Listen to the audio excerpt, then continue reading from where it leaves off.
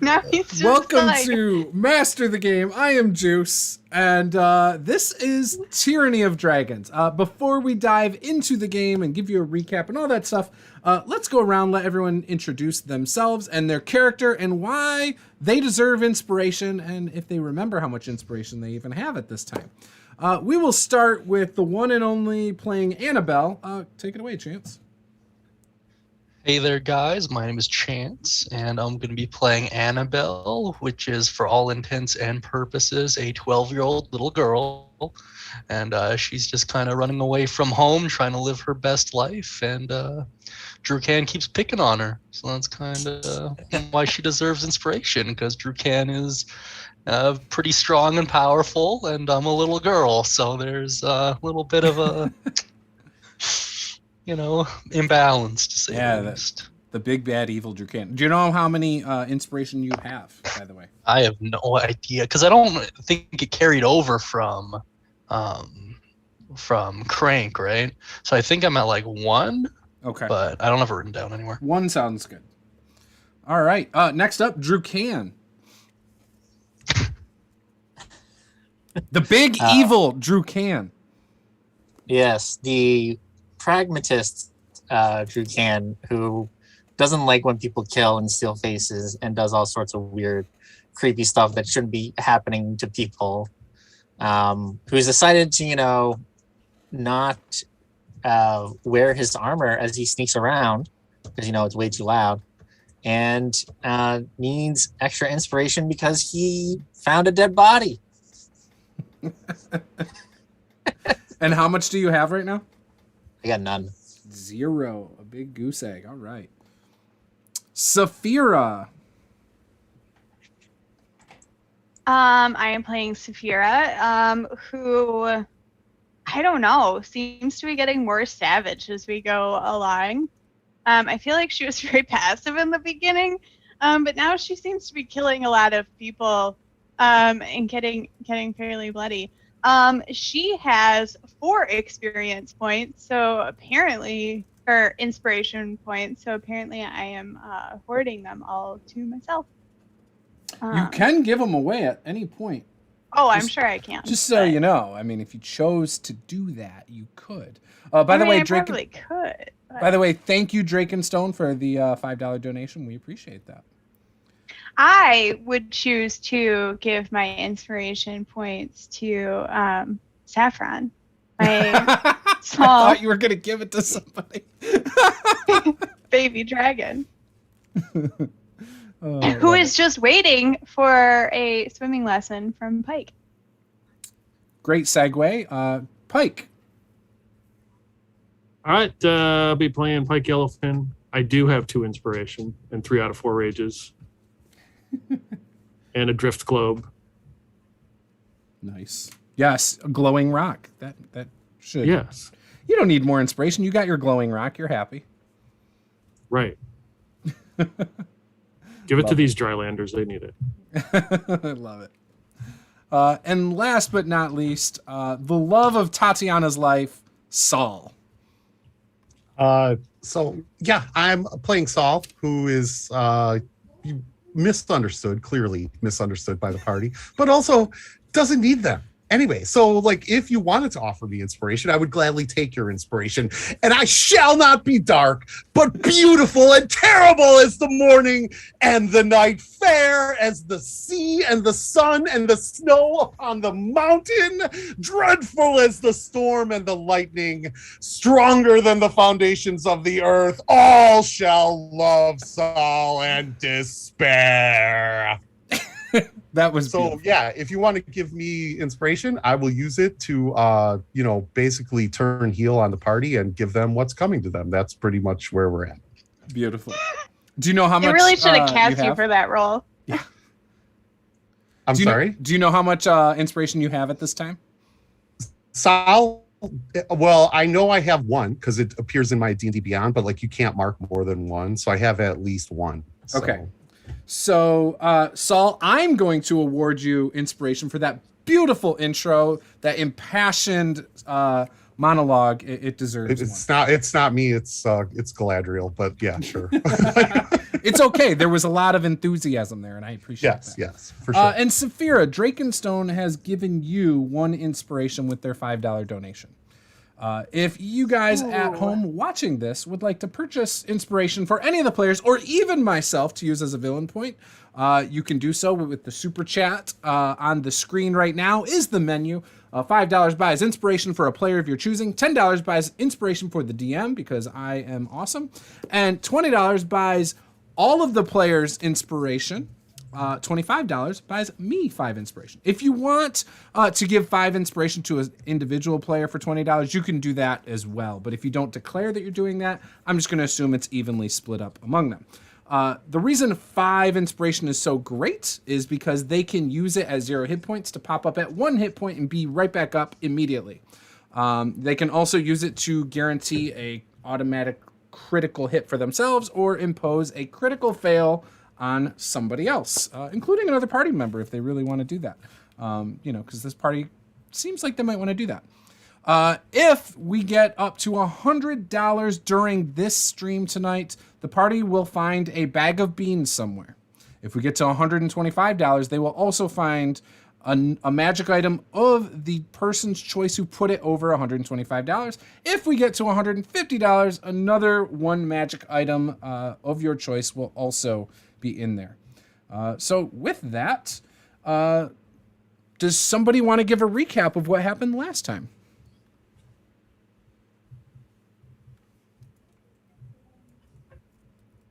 I think that myself and Saul are asleep in a wagon right now, and I think You're in a hotel through room. Combat. Oh, in a hotel room. Okay. An inn. Yep. Oh, that's right. Yeah, Drew Cann's trying to be sneaky, and we're sleeping. Yes, I remember now. So after we found a guy buried up to his head, Drew Cann, ignoring everyone's complaints about it, rescued the guy, even though he's got traitor or oathbreaker carved into his forehead for some weird reason. As we were all at like the inn, weird stuff happened. I asked Saphira to turn to a mouse and try and find what was going on. We got nothing. And then we all started went to bed, and then there was a loud thunk, and Drew Cann just got super anxious and super curious, tried to knock on a few random doors because he totally forgot where his party members were sleeping, before heading out on his own with his sword and his shirt and pants and boots on, and his holy symbol under his shirt to go see what's going on. And he found a dead body. You also were ambushed by a bunch of hobgoblins last session. One of them got scorched, but did get away. Pike missed him with his javelin or spear of some sort. Got it lodged into a tree, or scared him away. There you go. And so it got lodged into a tree. So one of them did get away. He was really badly burned from, I believe, wasn't it? It was either a fire sword or it was Saul with like fire bolts or something. I don't. It was remember. a fireball. Saul shot a fireball as soon as everything went down. He just As soon as he saw they were clustered together, it's fireball. Yes, there you go. So yes, it was the fireball. So yes, and then we got into the inn where the party was. Boyd ended up paying for their room. So and that's where we are now. Yep, go ahead. I collected some of their gear. Yes, you got a lot of stuff. If you guys wanted chainmail, you could get a few of those. I believe there was half plates. You definitely took a javelin, a long sword, and a horn. Yep. That you definitely took for yourself. Yeah. Like a horn that you like blow a horn, Yes, he's like wearing a horn. Okay. Nope, to blow on. Yeah. I mean, he could wear it too if he wants, or fill it with drink maybe if he plugs the hole at the bottom. He could use it for a lot of things. Just stand there and just hold the bottom the whole time. It could be snorkel gear for some of you drylanders, even. So yes, Boyd ended up purchasing your guys' room for the night. Now, Cann snuck down in the middle of the night when he heard this loud thud. Saphira and Pike heard it. Pike also overheard some people in another room talking about trolls and lizard men just a few days away. Couldn't really make out much more than that. As Cann walked up to this wagon where he saw someone's boot sticking out like they're leaning against the back of the wagon, he looked up and noticed they were leaned back against the wagon and they had a large hole in their chest where they had been stabbed. The blood was running down the front of the clothes and also into the wagon. Now, behind this person, I didn't explain this last time, there are clearly some very nicely decorated chests, and you do recognize that this is the cultist's wagon.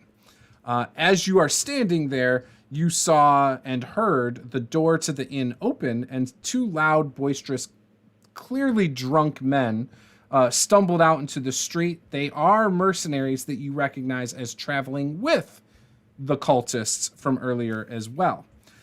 Now, they actually do not start to head your direction.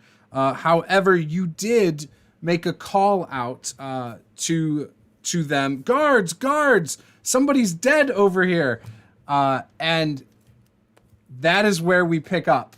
By the way, guys, I am not taking away agency. He told me he was doing this in a private chat. So with that, the two men stumble over to you, Cann. First I'm going to ask, are you guys guards? I mean, we've been guarding the wagons. What? Oh my gosh. And they quickly grab their, at their swords and pull their swords out of their belt. Yeah, I found this guy dead. Someone murdered him. And then I'm looking around, though I'm actually keeping an eye on them to see if they try to drunkenly swipe at me. Okay. So the first guy does not believe you. He does reach after your arm and hold his sword like this.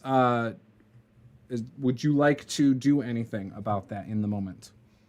I'm going to stare at him and go, what the hell are you doing? Like, try to intimidate him. Okay, roll intimidation. At disadvantage, because he's drunk. It's going to take a lot to intimidate him. All right, let's see. Intimidation. All shady retcon shenanigans. That's a 7. 7? Okay. As you're trying to intimidate him, Saphira and Pike, what are you guys doing? You had heard the commotion. What would you guys like to do? You are upstairs right now.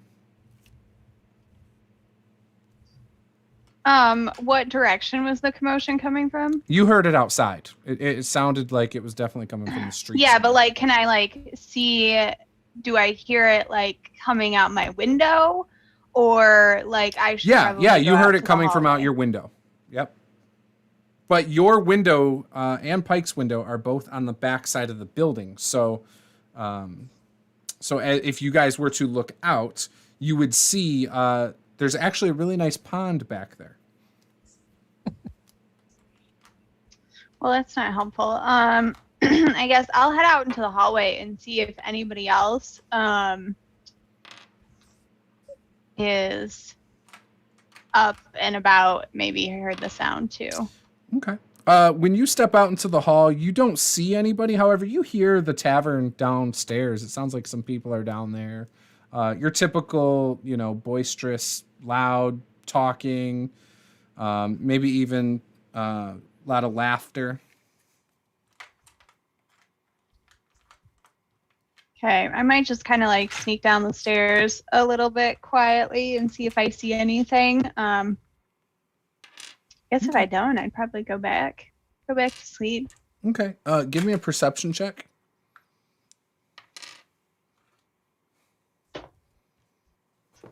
Solid 8. Solid 8. Yep. So you do see a window as you're coming down the stairs. I mean, you don't see anything out of the window, and when you kind of look to the tavern area, everyone's acting pretty normal. Okay. Yeah, I suppose if nobody else is in the hallway, I'll probably just head back towards my room. Okay. Pike, what would you like to do? Because I don't think you were, or actually, yeah. So as she went down the stairs, we'll say, because I think you had said you left your room last session. You are in the hallway as Saphira is coming up the stairs. Okay. You had just heard the guys talking in the other room about lizard folk and trolls, but then you heard the thunk outside before that. Okay, so so the window does not lead to where I heard the noise. Correct. Okay.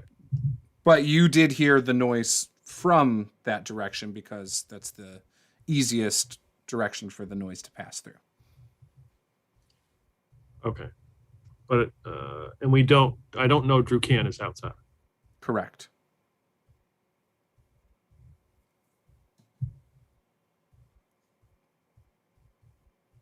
Okay. I'm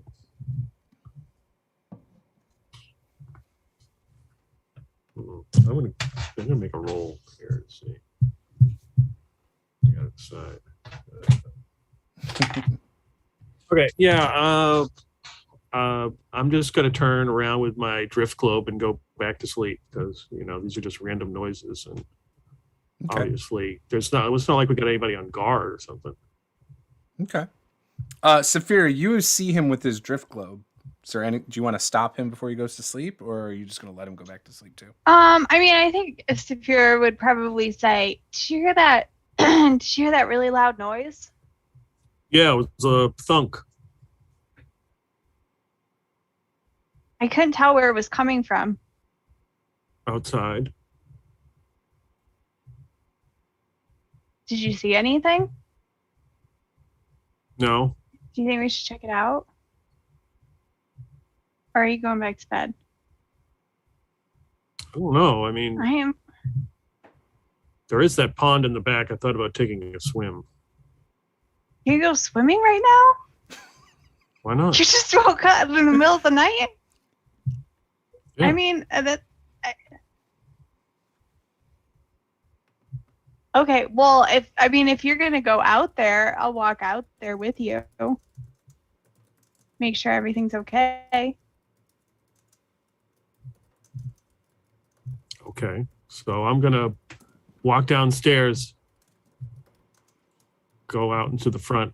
Presumably, I'm gonna walk around to the back to check out this pond, and I have a drift globe with me. Okay. So as you step out the front door, the drift globe lights the area pretty well. And you see two drunken mercenaries, one holding Drew Cann by the arm with a blade up near his throat. And you see another mercenary standing next to him. And he's just kind of watching. He looks pretty drunk. And they notice you. Their heads turn to you. And Drew Cann, you see Pike, who just stepped out of the inn. So I didn't say this before, but I don't think I'd be carrying my weapons with me, but I do have that horn because there's a chance I may join the Atlantean Orchestra at some point. So I'm going to blast on the horn to get their attention. Okay. When you do, it's this loud, like it is super Perfect. loud. Thank you. Saul and Annabelle, I wanted to say Krank, Annabelle both wake up like an alarm clock is going off right in your ear. How do you guys react to that? You're in different rooms, by the way. So Annabelle was drinking the night before. So, yes. I'm imagining she probably wouldn't be all that coherent. So I think she's gonna kind of say 10 more minutes, and perhaps delay her awakening by a handful of minutes. All right. I think that's very in character. All right. How about you, Saul? Saul sort of starts. He jumps up from, I'm sure some dream of Tatiana, right? And he looks longingly down at his 2,400 count, thread count Egyptian cotton sheets that, of course, he brings with him and applies to every inn that he stays at, and says, "God damn it!" And he goes to the window. Like, is there a window in my room? Oh yeah, there is. Okay. He goes to the window and he throws the window open and he yells out, "Can you keep it down, heathens? Some of us are trying to sleep." You hear, all of you guys hear faintly in the distance from the back of the building, Saul's voice as he says that.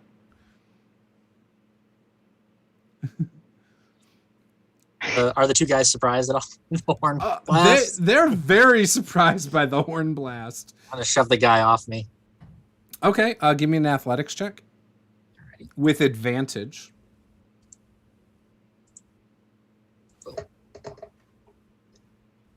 Oh my god. That good, huh? Yeah, no, it's a double 3, so I have a 9. So you go to push him off of you, and he doesn't budge. And this isn't a big guy either. Like, this is an average-sized guy, probably similar build to Saul, but he's clearly very good with a blade, or else he wouldn't have this job. And so when you do this, he puts the blade up tighter to your throat, and maybe it does nick you a little. So maybe like a little drop of blood starts to go, and he says, I think you did this. And the other guy's like, wait, we can't act too rash. And he looks over at Pike and says, maybe he did it. And he points at you, Pike. Whoa. What is going on out here? There's a dead body, Saphira, and these guys think I murdered the guy, and I show that my hands are empty at the moment.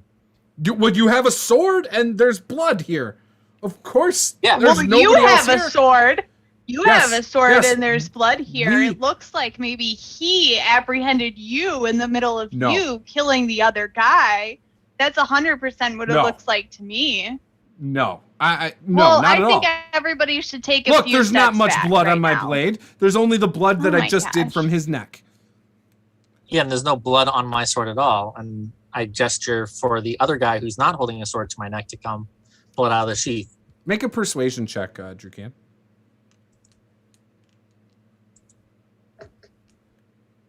Ooh, nice. That's a 26. Upon you saying that, he looks down at your blade. Obviously, it's sheathed, and he says, "Care to show us your blade?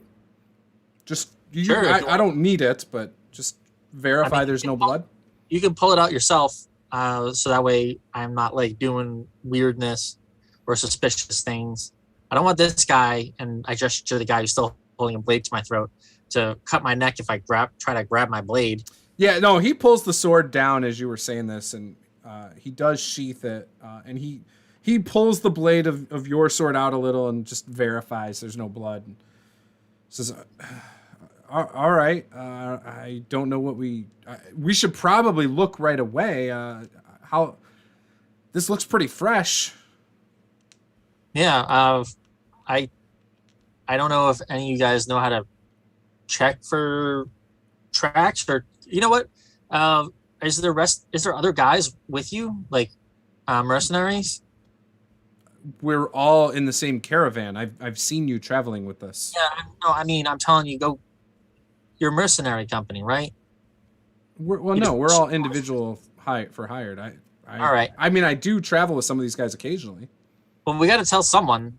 So I don't know if one of you wants to try and help or find. What someone about a more quick patrol? We clearly have to find who did this. Did anybody even check the body and make sure it's not like, has this body been here a long time? I point to is the it fact that actually there's still blood dead? gushing out of the hole in the chest. Yeah, it's Well, still okay, but how many yeah. times have I seen you like that and you look fine right now? Okay.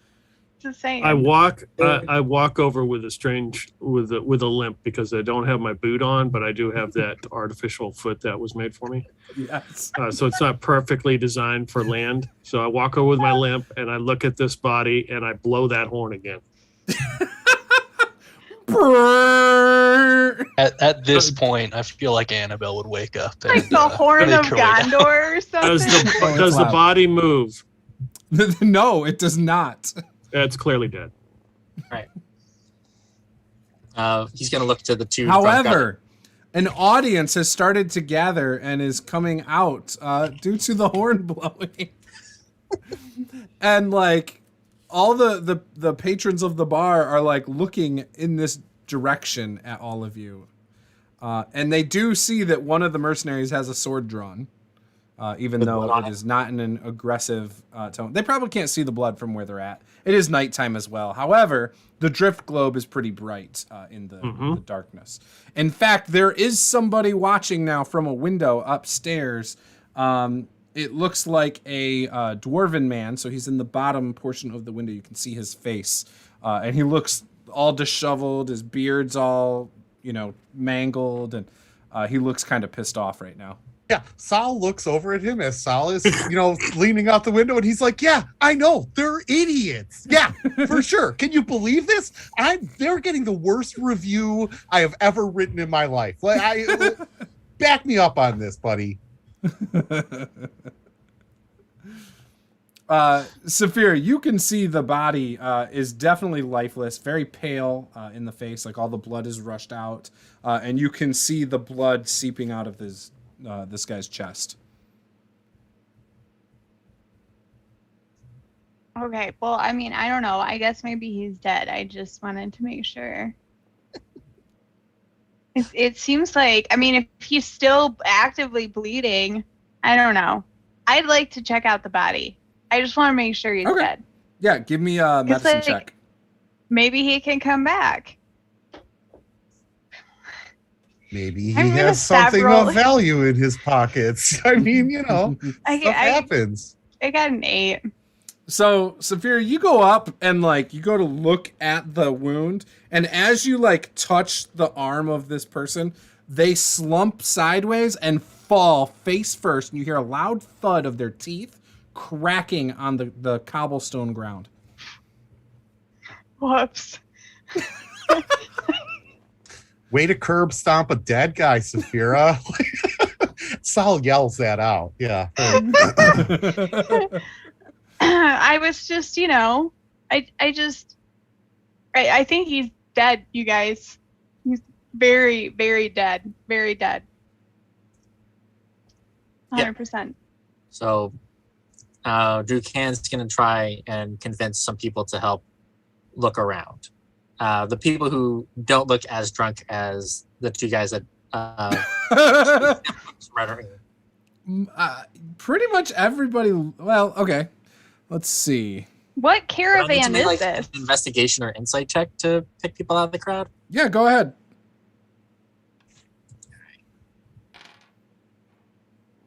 I don't have good insight, apparently. Yeah, that's 11. You think everybody here is shit-faced. And I mean, it is middle of the night. Everybody was in bed you guys were all in the bed. And you don't see any of your caravan, you don't see, or I'm sorry, you don't see Boyd, for example. You just see a lot of the mercenaries are still awake. But they are definitely drunk. All right. Probably because they couldn't drink on the road because they were working, whereas the merchants and things like that were able to drink while on the road. So they're like, meh, I'm sleeping tonight. At this point, I feel like Annabelle, being her groggy self, would probably just arrive.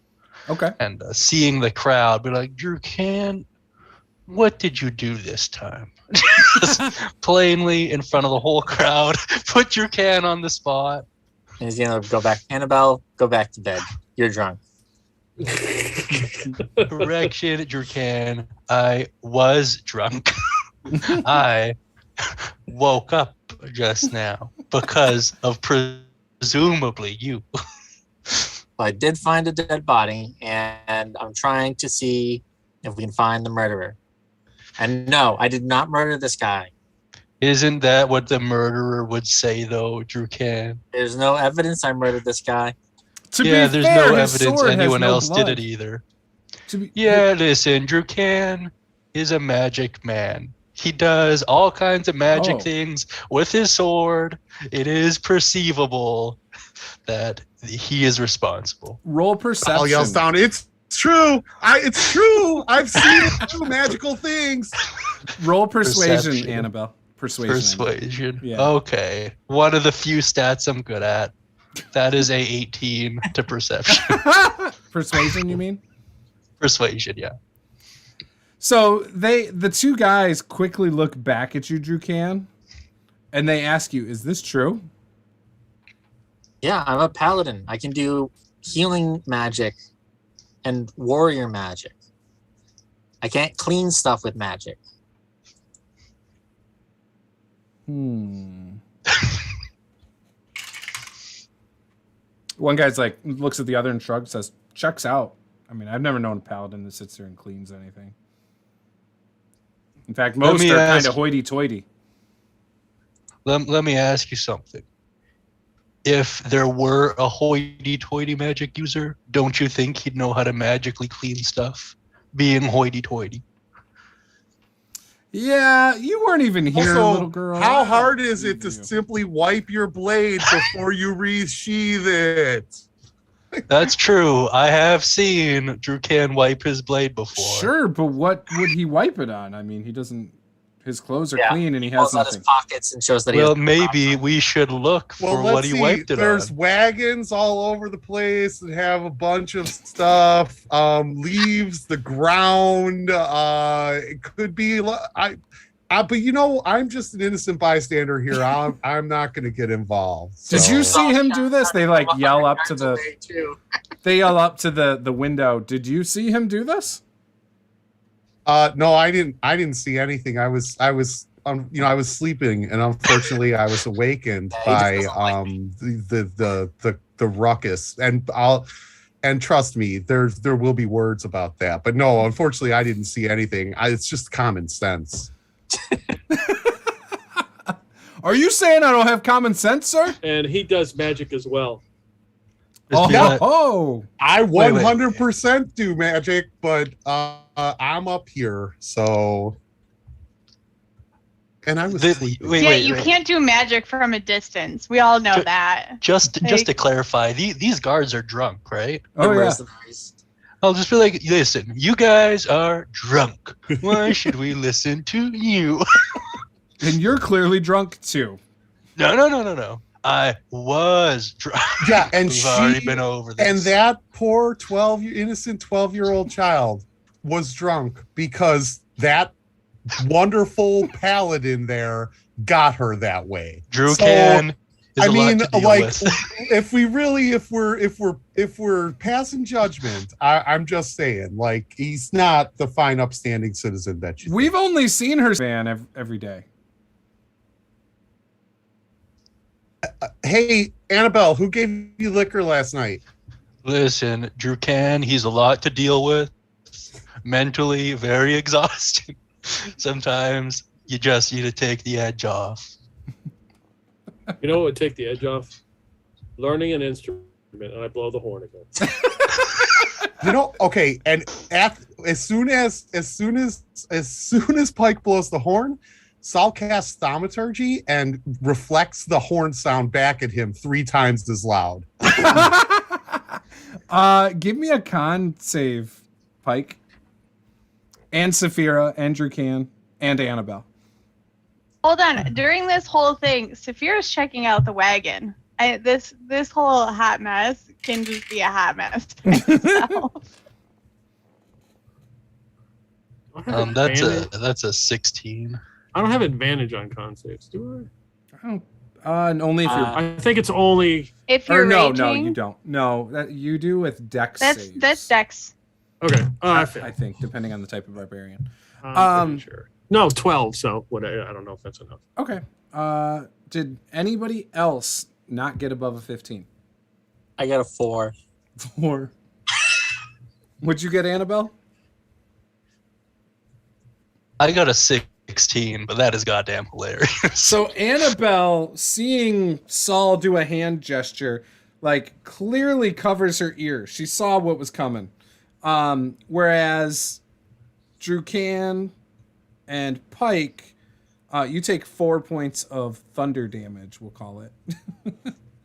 Oh, come on. Now, wait a minute. I did not mean to cause damage. And also, you blew their eardrums out. Cause damage. You did say 3 times, or 3 times louder. Yes. I am fine with being deaf temporarily. Yeah. Hearing is hard now for Drew Cann and Pike. Saphira, you are looking in the wagon, correct? Give me a perception check. Or investigation check. Did we take damage? Or yes. we deafened? 4 points of damage, yes. Okay. So I'm trying to figure out.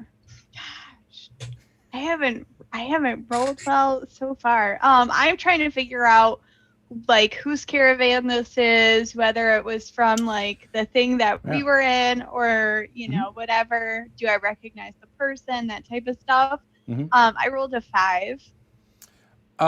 So even before investigating, you did recognize that it's lined up with all the wagons in your caravan.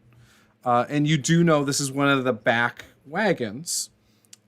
So you could infer this is the cultists that you guys were kind of traveling along with.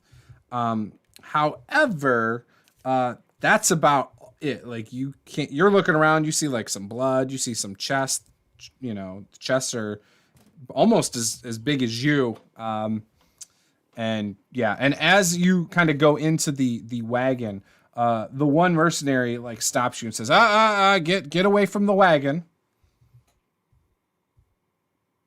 I'm gonna ignore him and continue looking through the wagon. There's chests in here. Mm-hmm.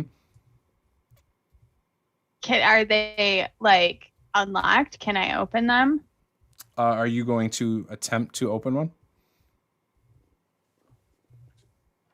Yes. Like, I'm just trying to figure out what is in the wagon. Why would somebody kill him? Give me an you can either give me a athletics or actually, I'm sorry, a strength save or a dex save, whichever you prefer.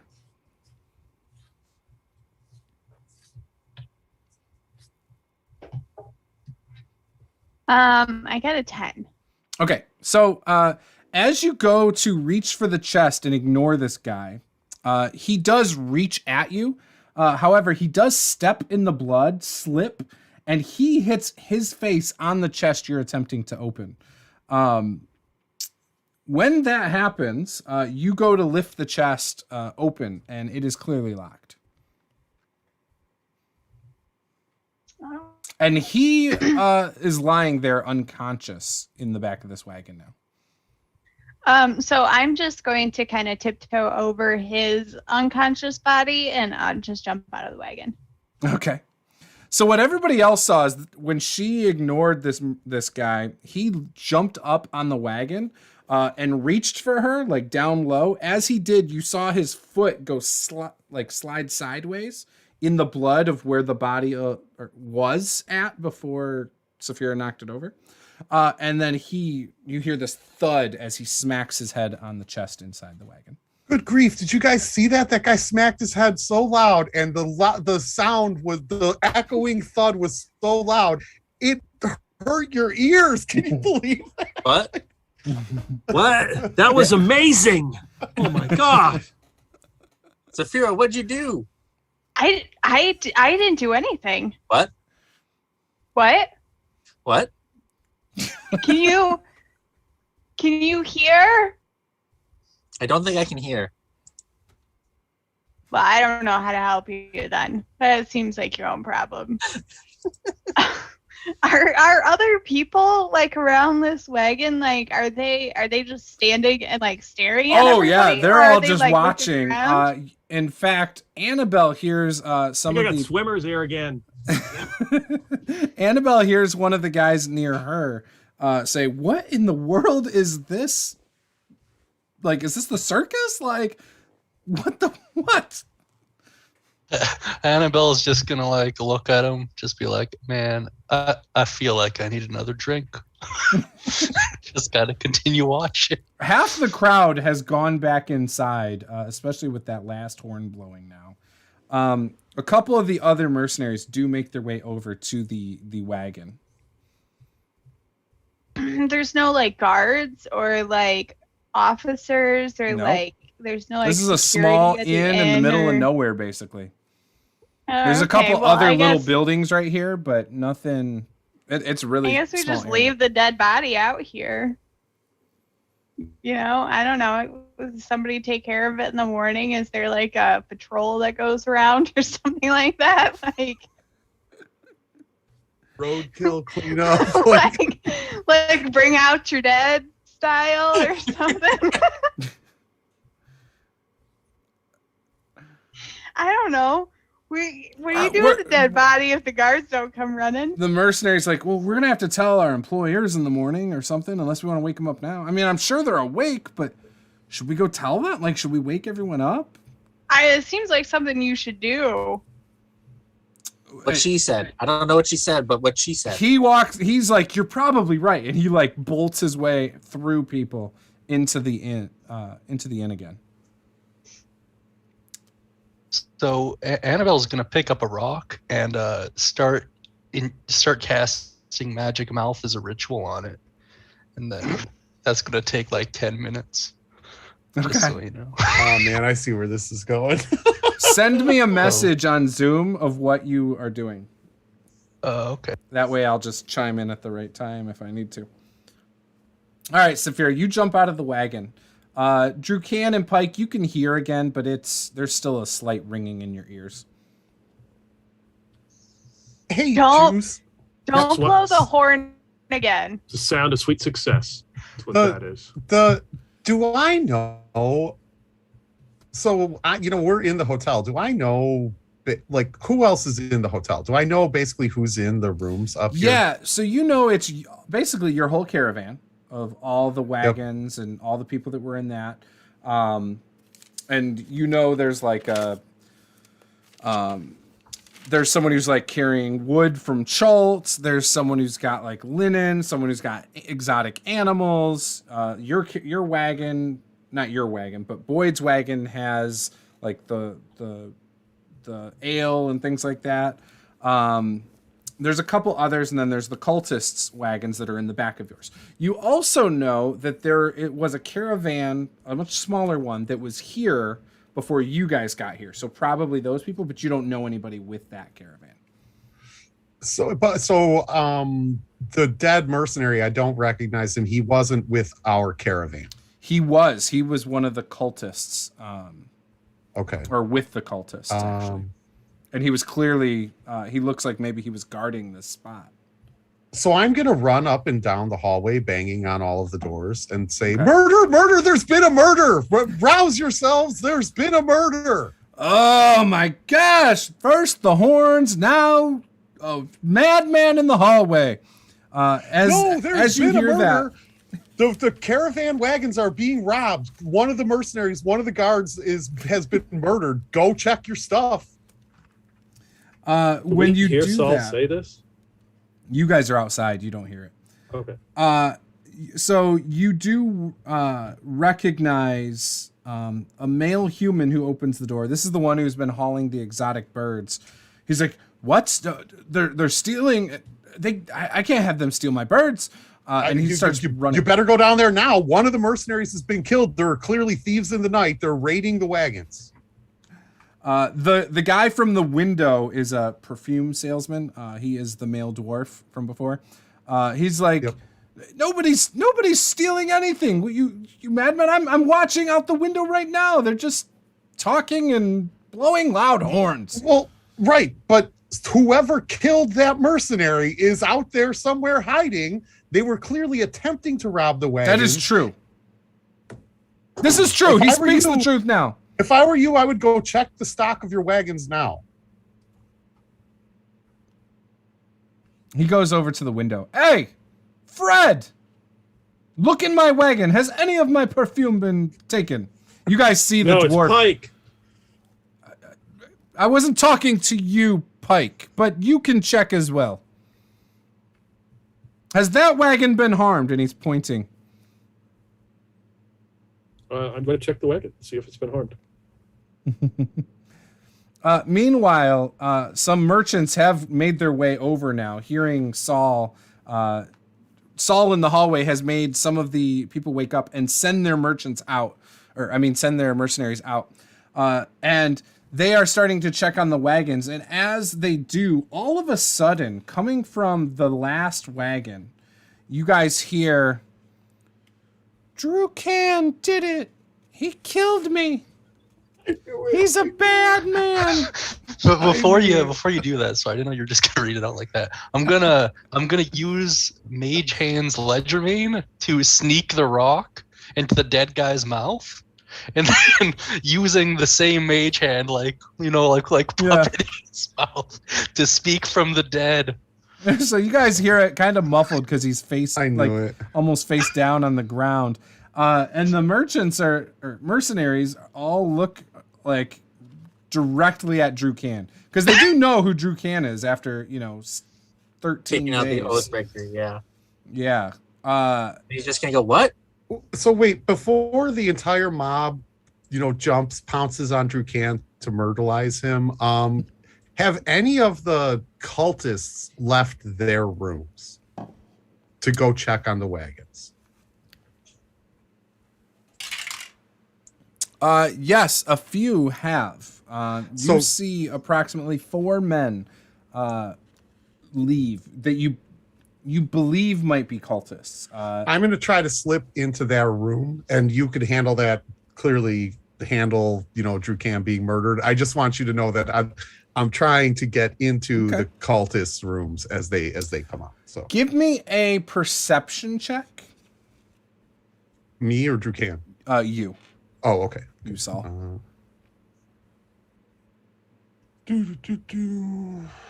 That is a big old 11. Okay, that's enough to know. So there were about 10 cultists with the 4 wagons. Not all of them went downstairs, though. Got it. It's probably not an empty room or empty rooms if you had to guess. Got it.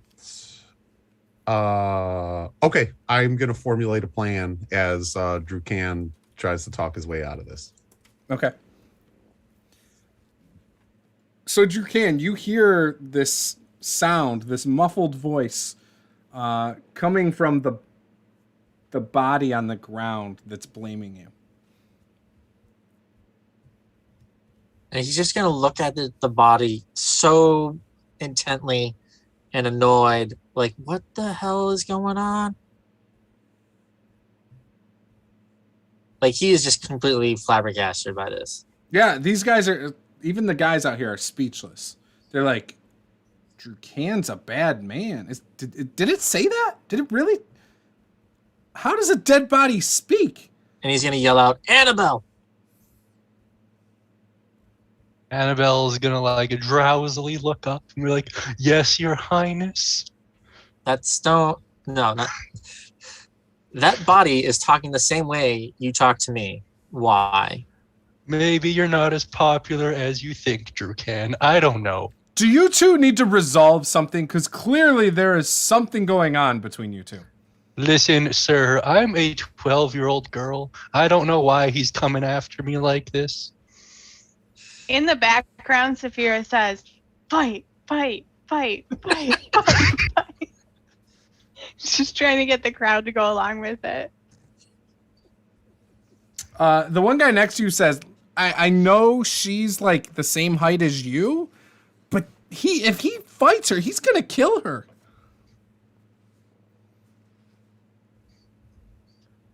Oh, woe is me. Drew Cann looks at me with such malicious intent. I'm not going to fight her. To be fair, little girl, you clearly are playing games with your magic.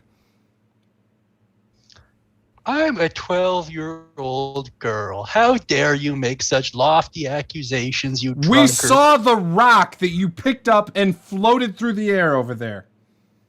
Listen, What you think you saw, none of my concern. It's late at night. You've been drinking. Drew Cann killed a man in cold blood. There's a lot that's going on tonight.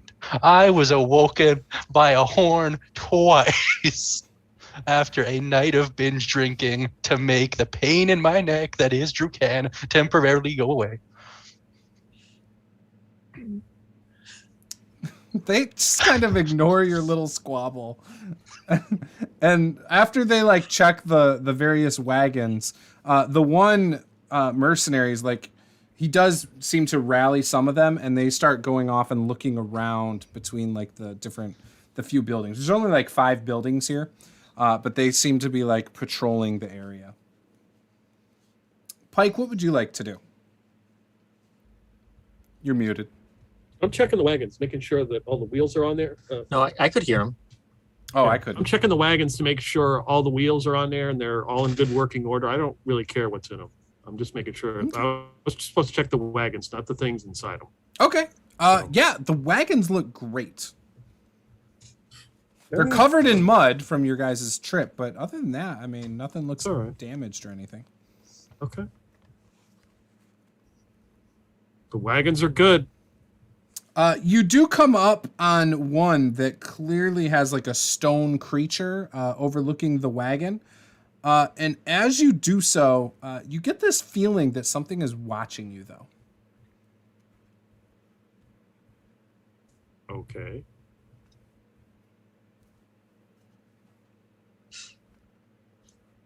Like watching, like make sure I'm inspecting things correctly? You just feel like uncomfortable, like something's staring at you. Are you telling me that right now Pike feels like a fish out of water? Yes. Is that an accurate way of perhaps describing it? That is a great way to describe it. So I feel uncomfortable. Yes. So is it like behind me, or like what direction does it? Am I sensing this? So, almost like the statue, that stone statue. Like you just something about it. You feel like it's staring a hole through you. It doesn't have like you can't see its eyes or anything like doing anything, but it just something about it seems off to you. I step away from it.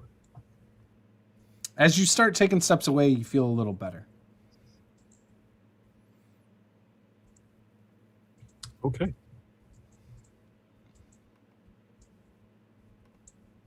I will avoid it and then return. Okay.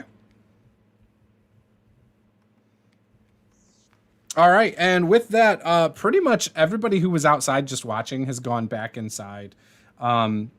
Those of you who are near the inn, and you can hear things, there's not a lot of laughter going on. In fact, it seems like most people are paying their tab and basically going to bed.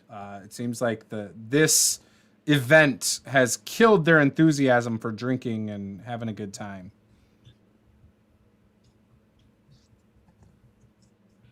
Typical buzzkill Drew Cann. It was coming. They just don't know good horn playing when they hear it. Unfortunately.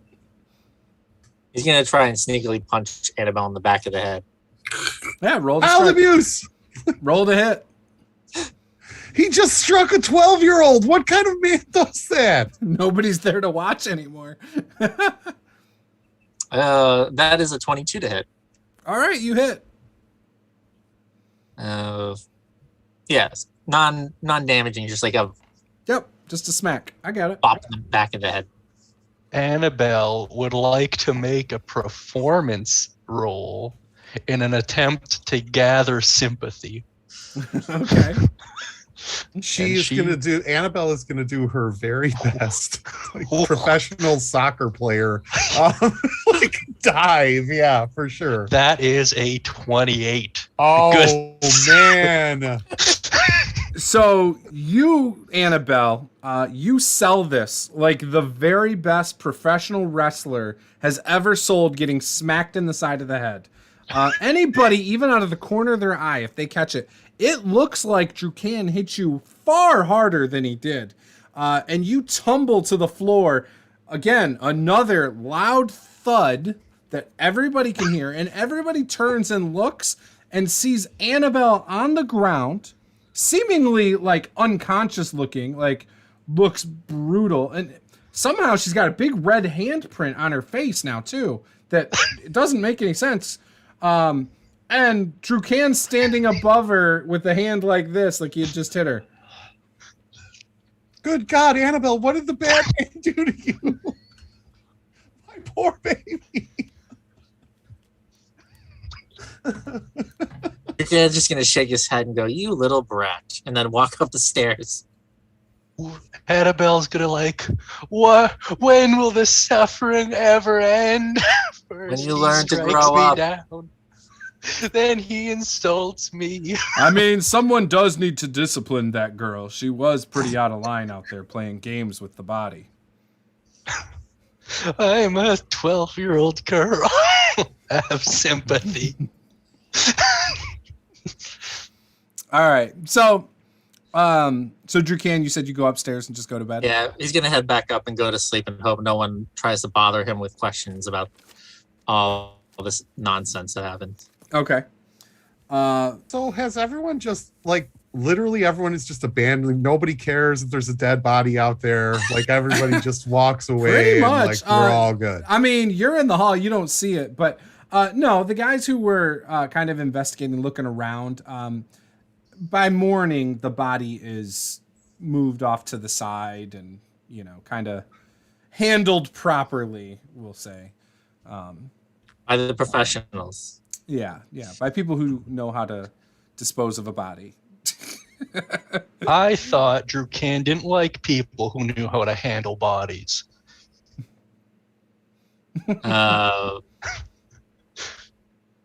The handling of a body when they steal a face off of a corpse? Yeah, that's not professional handling. Tomato. So I would assume the night passes. You guys all eventually go back to sleep. In the morning, though, you do see that there is the priest, or a priest of some sort, who is outside, basically over the body. And all sorts of rumors are flying that maybe it was Drew Cann who did this. Maybe it was the mercenary who was found unconscious in the back of the wagon. All sorts of rumors flying around. It started all of them, most of them, 90% of those rumors started by Saul. So yeah, for sure. I mean, he struck a 12-year-old girl. What, like, I mean, seriously, would you put it past him? And say it's an Oathbreaker, don't forget that. Annabelle's going to also use her changeling powers to make that bruise, that little hand bruise, particularly nasty looking in the morning.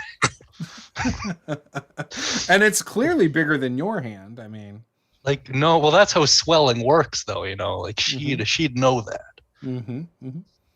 Yeah. When Annabelle comes down, like you even hear some gasps, like, like that was a lot worse than they thought it was. Pike, you see Annabelle's bruise on her face.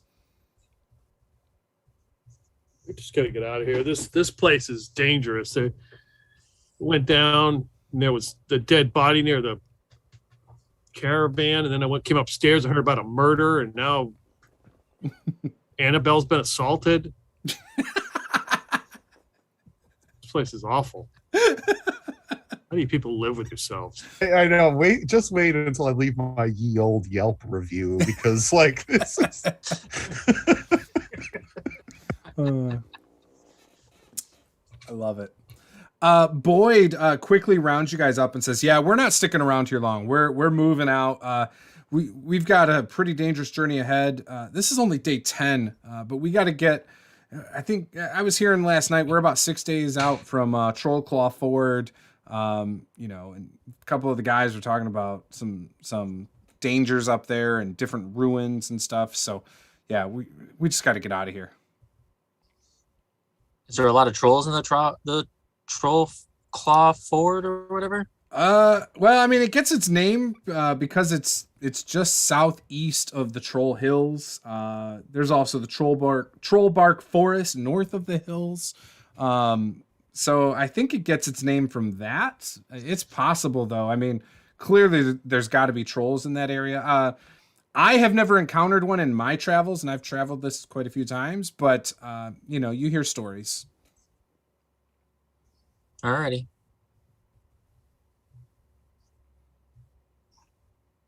And with that, he pays everyone's tab, and he loads up into his wagon. Before he loads up into his wagon, though, everyone give me a perception check. Or actually, I'll use your passive. So, Saphira, you're the only one that notices this, but he runs up and starts... basically, he's like tightening the reins, and you know this, that it's very... like it's tighter than it should be on his horses. He's pretty harsh to his horses that pull his wagon.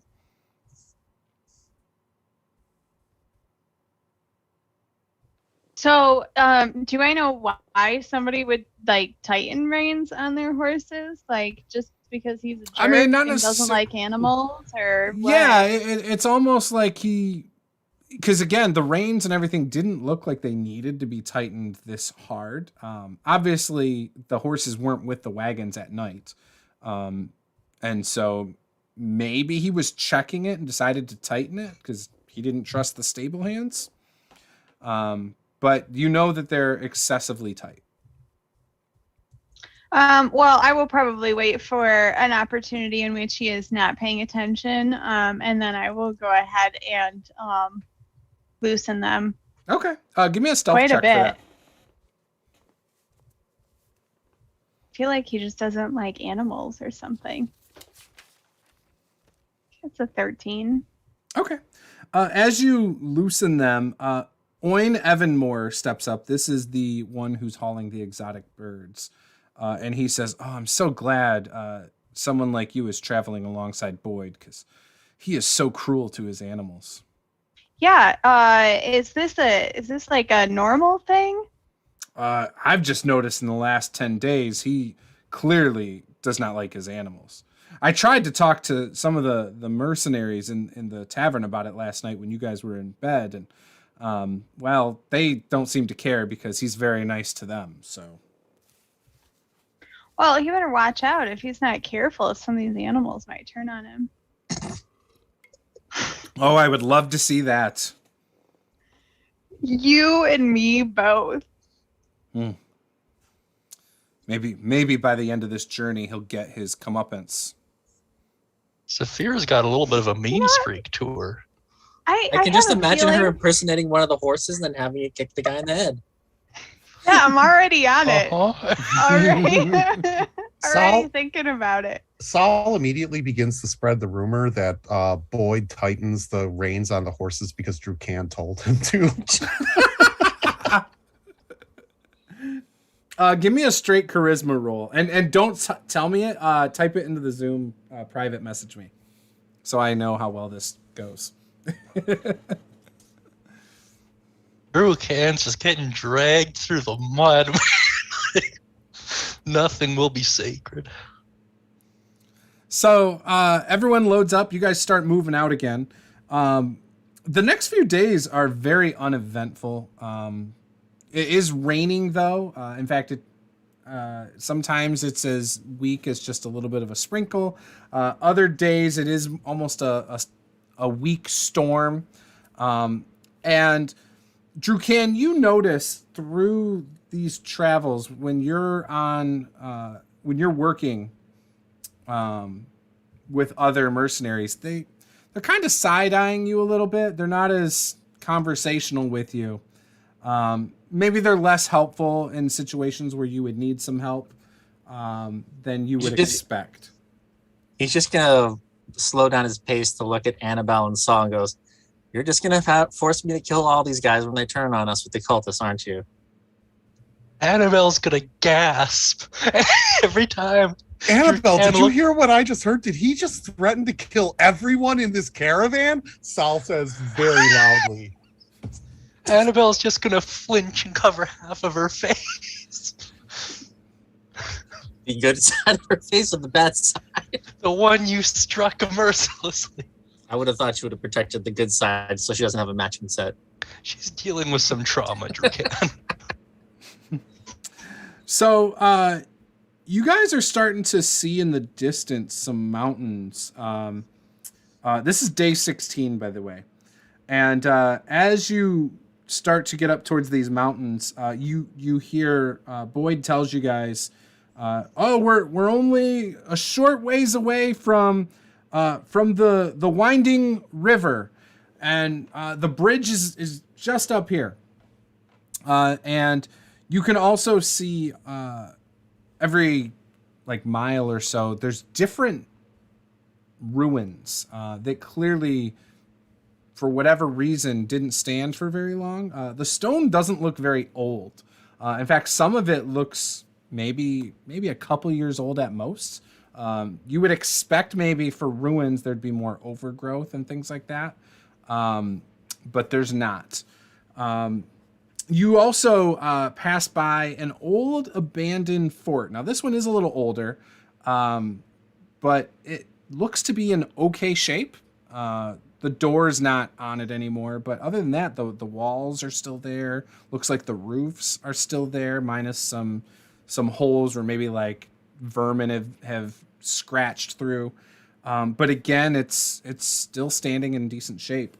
And you see a pretty nice bridge lies before you, going over a large flowing river that you can hear the water rushing. It's about midday, and again, this is the 16th day as you approach the bridge. Guys, if there's a troll under this bridge, We're just gonna throw him through Cann.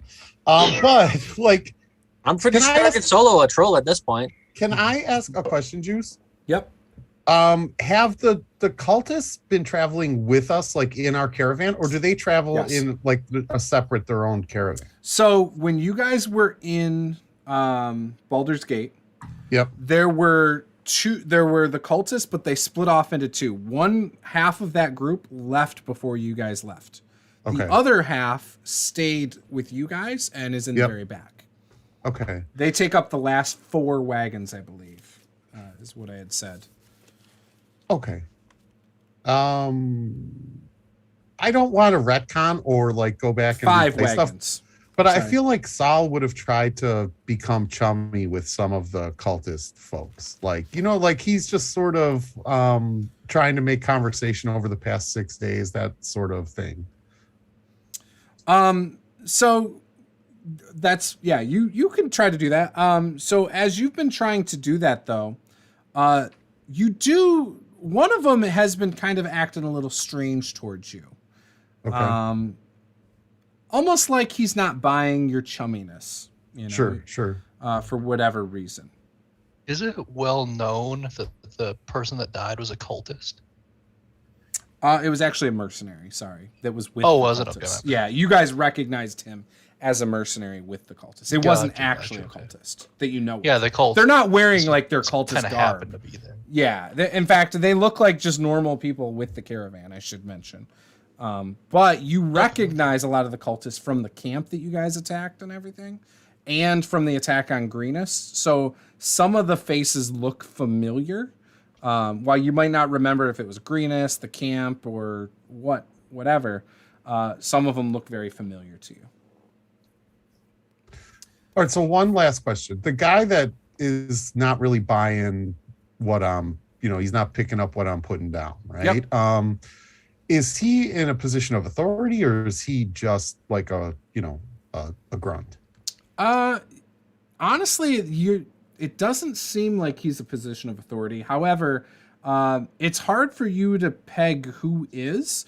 Okay. You do know a guy that was wearing like oversized clothes and like a funny looking hat joined the caravan back there. Yep. You also noticed when you guys were stopped at the inn and tavern that a gnome woman had joined the caravan. She joined up with the bird guy actually. Okay. So yeah. Okay. But they're new to the caravan. They were not with the caravan before. All right. Okay. Sorry to interrupt. I'm Nope, mulling something over. So it's been a long time too. So it's okay. For sure. I think it's been like 2 months since we played. So you guys are approaching this bridge. All you can hear is this rushing, flowing water. And there, because of the rain and the drastic temperature changes with the weather, there is a fog that has, it's not like a thick, heavy fog. It's kind of mild. Like you can still see the ground, maybe like 10 feet in front of you guys. But other than that, there's a fog like throughout everywhere you look. And in fact, when you look at the mountains, the clouds are kind of low as well. So you can't see the peaks of the mountains to the west. Or I'm sorry, the east, because that's where it gets the name, the Trollclaw. So as you're doing this, you approach the bridge. I'm assuming, again, we have Drew Cann and Pike probably alongside the caravan. Saul sitting next to Boyd. Annabelle is in the same wagon that Saphira is in, because Boyd didn't want Annabelle up there last time because she creeps him out. And I'm assuming Saffron is in the bag in the back of the wagon with Saphira. Sure. So just so we got this straight, Saffron has grown quite a bit, has eaten everything that has been put into that bag, sometimes things that are not even food. In fact, the bag is probably kind of mangled in spots now. Maybe like the leather straps on it have been chewed and yeah. What were you going to say? Yes, but now there's a river. There is a river. And maybe if Pike will teach Saffron how to swim, she could just eat some fish. She could go hunting. Just saying, well, everybody's going across the bridge. Yeah, but wouldn't everybody see that? Like In the water? It's we rapidly moving water and it's foggy everywhere. Nobody's gonna notice, right? No? It's not up to me. I'm like, I don't, Saffron was supposed to be lunch. I don't, so it doesn't matter to me, right? Like It was never supposed to go this far. We were supposed to stop at the egg. It was supposed to be an omelet. Yeah. Weren't ready for this much responsibility. We had no plan. Hey, also real quick, before the troll jumps out from under the bridge, point of clarification. Since we've been on the road for like 6 days, I would assume we've had a long rest. Would that be correct? Oh, yes. Yeah, so you've had 6 long rests. Yep. Okay. Technically, you had a long rest before the morning. I was going to count it still. Yep. I just forgot to say it. Okay. That's why I wasn't worried about the thunder damage to Pike's ears and stuff. Yep. Okay, so the wagons start to go over the bridge. Saphira, are you pulling your wagon to the side to let all the others pass? No, I mean, it's fine. We'll just keep going. Oh, okay. So Boyd's wagon crosses, Saphira's wagon crosses, Drew Cann and Pike, you guys get across. And just as you guys get across, you see, just to the left, past the bridge, down in a ditch, again, 2 wagons completely dismantled, and you see blood all over the ground, but you see no bodies. And Saphira, you hear behind you a loud crash. Those of you who turn around, you see the dwarf that was riding in the wagon behind Saphira. He has been ripped in half by 2 trolls who have one pulled one way, the other pulled the other. And they have already bit into his flesh. And you just see in his face this look of terror as his body goes lifeless. And we're going to take a 5-minute break now. And we'll be right back. Dun, dun, dun.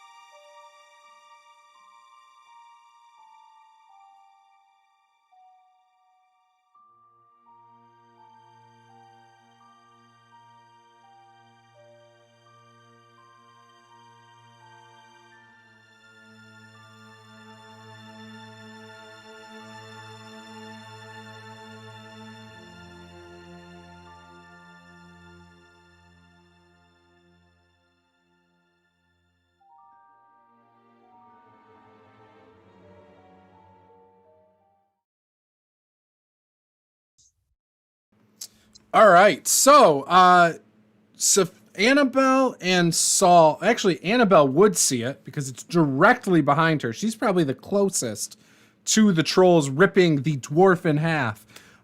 Whereas Saul, you might not see it because it's 2 wagons behind you. You're sitting in the front of a wagon on a bench right next to the other guy, Boyd. And you're also about, I'd say 30 feet, and you're the furthest away. Pike and Cann, you're about 15 feet away. You're on foot, and this just happened behind you.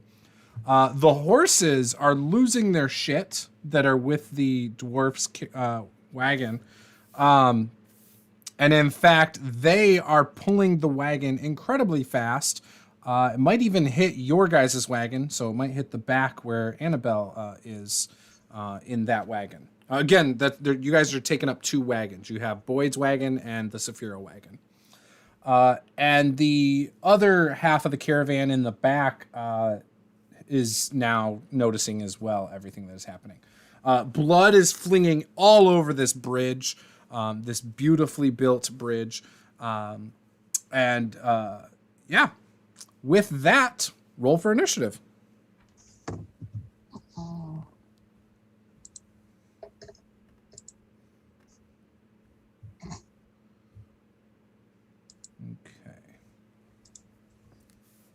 Oh, and of course I don't have my thing. Let me go grab something real quick. Type it into the Zoom chat.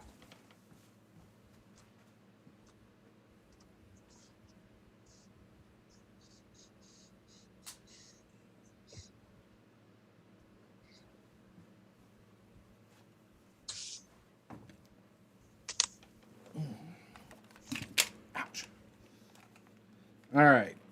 I'm using my Brothers Forged initiative tracker because this thing is awesome. All right. So right off the bat, it's going to be Saphira and Pike before me. So Saphira, you would go first. Oh, I don't have. You know what? I'm not going to use it. I can't. I don't have my dry erase. All right. Saphira goes first, then Pike, then me,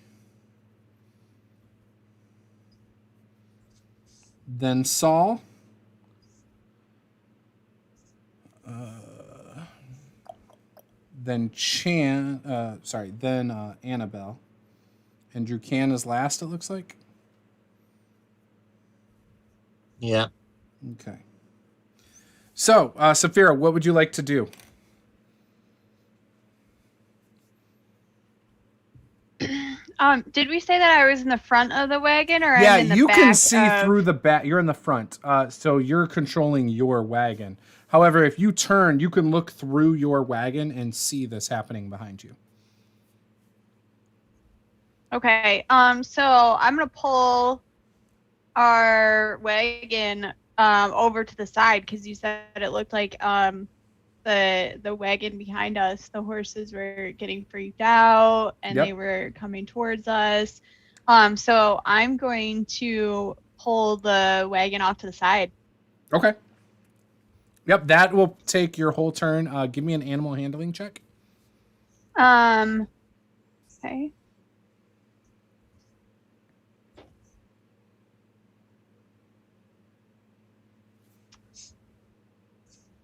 I'm trying to decide if I want to use that or not, or if I want to roll again. It's probably okay. It's a 14. It's probably fine. You're able to get them off to the side. You're fine.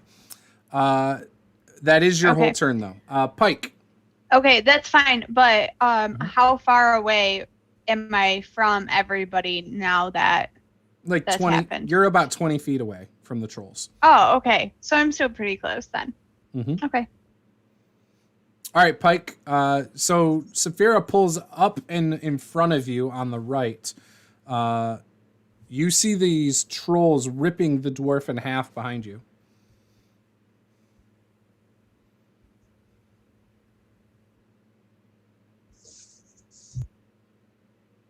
They're on the other side of the bridge, so I got to run across. You're the on the again? bridge at the just on the other edge, just on the other side of the bridge. The trolls are on the they attacked bridge the car ripping the behind us. dwarf. Yep, They are on the bridge, ripping a dwarf in half. Okay, I'm supposed to defend the caravan. I go into a rage and charge the closest troll, kick his ass. Okay. All right. I bust out my fancy lizard sword, so I drop my shield and go charging at this guy. I mean, it may have to break out the horn and go after him, but not right yet. What's the stupid thing? Okay, that is not going to hit. That's a 4 on the die. Yeah, nope, no shot. All right, second attack.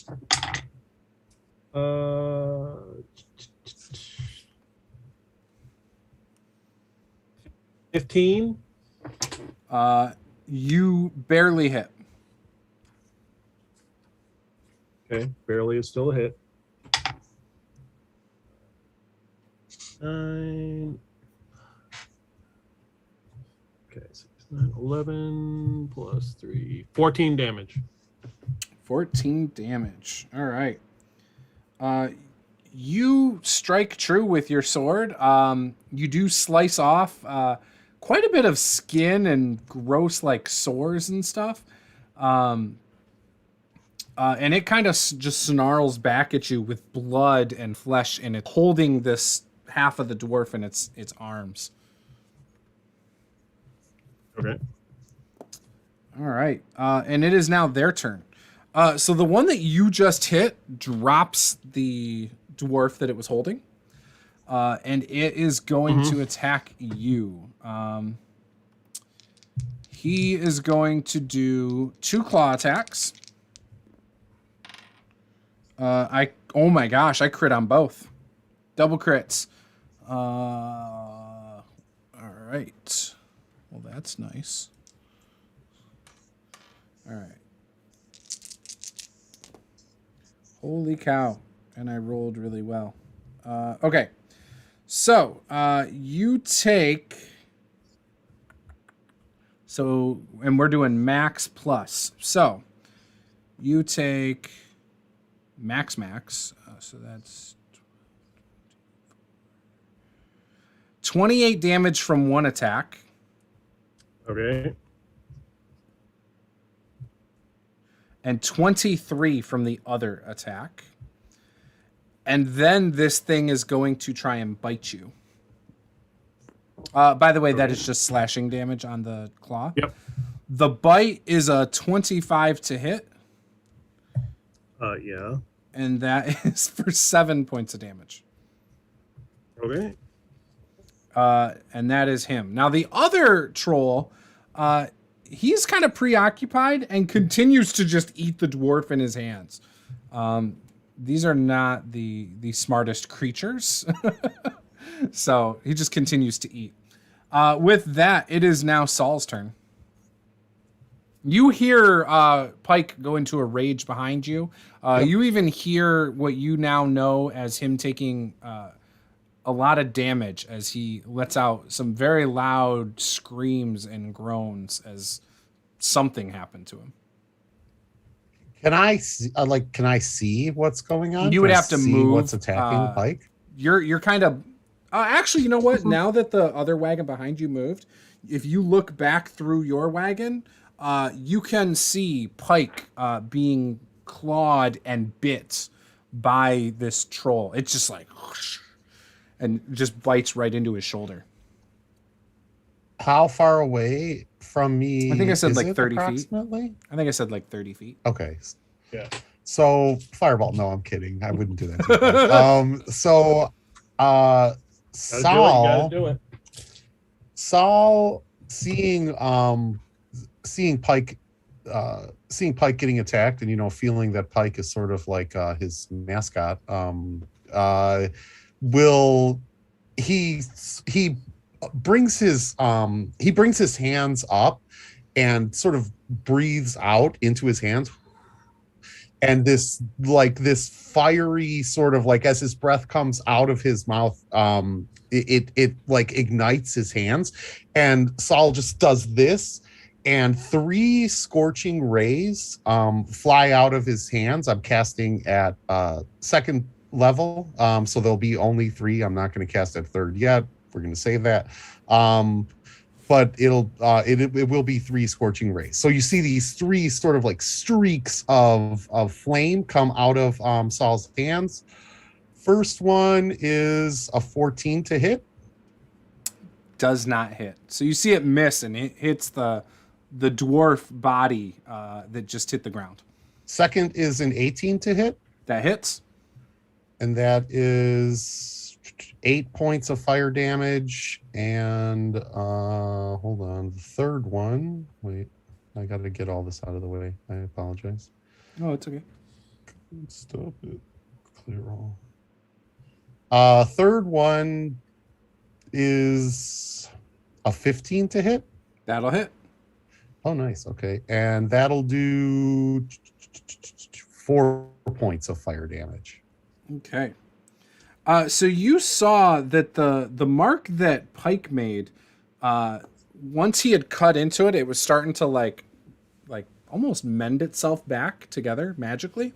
You blast this thing with fire, and the cut from Pike seemingly stops mending itself. And it is now Annabelle's turn. Unless you want to move, you can stay on the wagon or move if you want to, Saul. No, I'm going to stay on the wagon. If they're 30 feet away, I'm comfortable with that distance. So yeah. Okay. Boyd kind of pulls off to the side as well, knowing that you guys need to keep this caravan together. He tells you, we need to keep everyone together because there's other dangers we could face. And yeah. Annabelle, it's your turn. You're in the back of the wagon that's pulled off to the side. You're about 15 feet away from this craziness. I just realized I was muted. So Yeah, that's why I kept talking. Okay, fair enough. Annabelle's gonna hop to the top of the wagon and kind of run on the caravan tops over to Saul's wagon. You know, gotta look out for Saul. You gotta leap the length of horses and the gap to jump that far. That's pretty far, I would say. So you got your wagon's like 15 feet away from his. Okay. Well, leap when possible, run. I know when 5e is not. considered the superhero edition. Yeah, I was about to say, like, jumping in 5e is, especially with a high dex, is pretty fair. Yeah, you essentially move to Saul's wagon. Okay, so And you then, drop off the wagon and you run over to Saul's wagon. And then loose an arrow at the troll that was just hit by the fire. Okay. And this is the one that's biting into Pike. Yes. So that is a 25 to hit. Hits. And I'm going to need to run some quick math. So 7 plus, I forget what my 46. There we go. 7 plus 16. 23 damage? Is that right? Yeah. 23 damage. Do you have like a magical bow or something? No, not to the best of my knowledge. That's on one hit? With a bow? Yeah, that's 7 from the short bow, and then I get sneak attack damage. Oh, okay. I didn't realize. Okay, my bad. 23. I was like, that's a lot of damage from a bow. That's a lot. Emotional damage. Okay. It's because we don't actually know what type of what class Annabelle actually is. I mean, it's I do. written in the thing. Nor do we know. I know, but I'm just saying we don't talk about it. So this arrow wedges itself into the chest of this thing. And it does not like it, but it takes it, and it is still fighting Pike. And it is now Drew Cann's turn. You're about 15 feet away. The one that's engaged with Pike is a little bit further than the other one that's eating a dwarf right now. Yeah, he's going to move up, I think. Actually,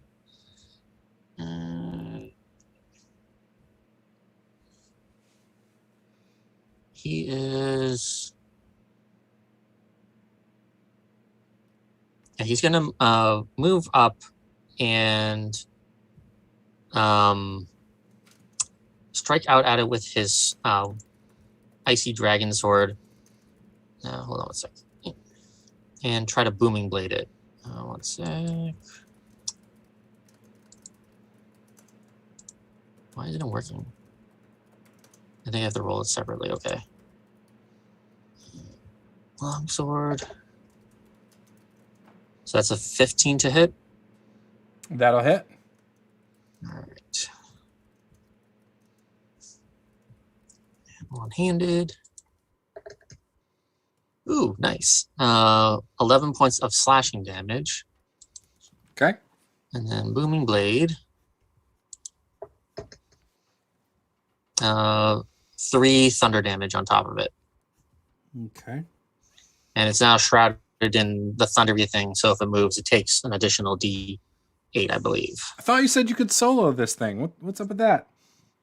Oh no, it takes 2d8 if it moves. Okay. Yeah, that's not a problem. All right, we're back up to the top. So this attack you just did, you run up to it, you strike it, and then it also does a booming blade so that like knocks it back kind of?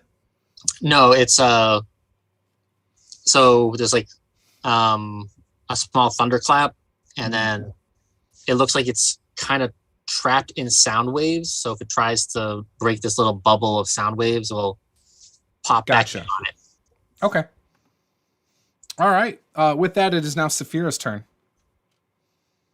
All right, so you said I'm about 20 feet or so away from these trolls. Correct. Right? And so far, everybody has concentrated fire on the one troll. Correct. Well, no, I'm attacking the one that was eating the dwarf. Oh, okay. So you're attacking okay. the other one. Yeah. Okay. All right. So Saphira's going to get down out of the wagon and she's going to start to walk towards where all the trolls are.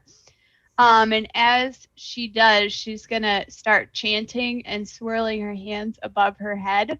Mm-hmm. And the troll that was eating the dwarf, you're going to start to see like green mist come up around the troll.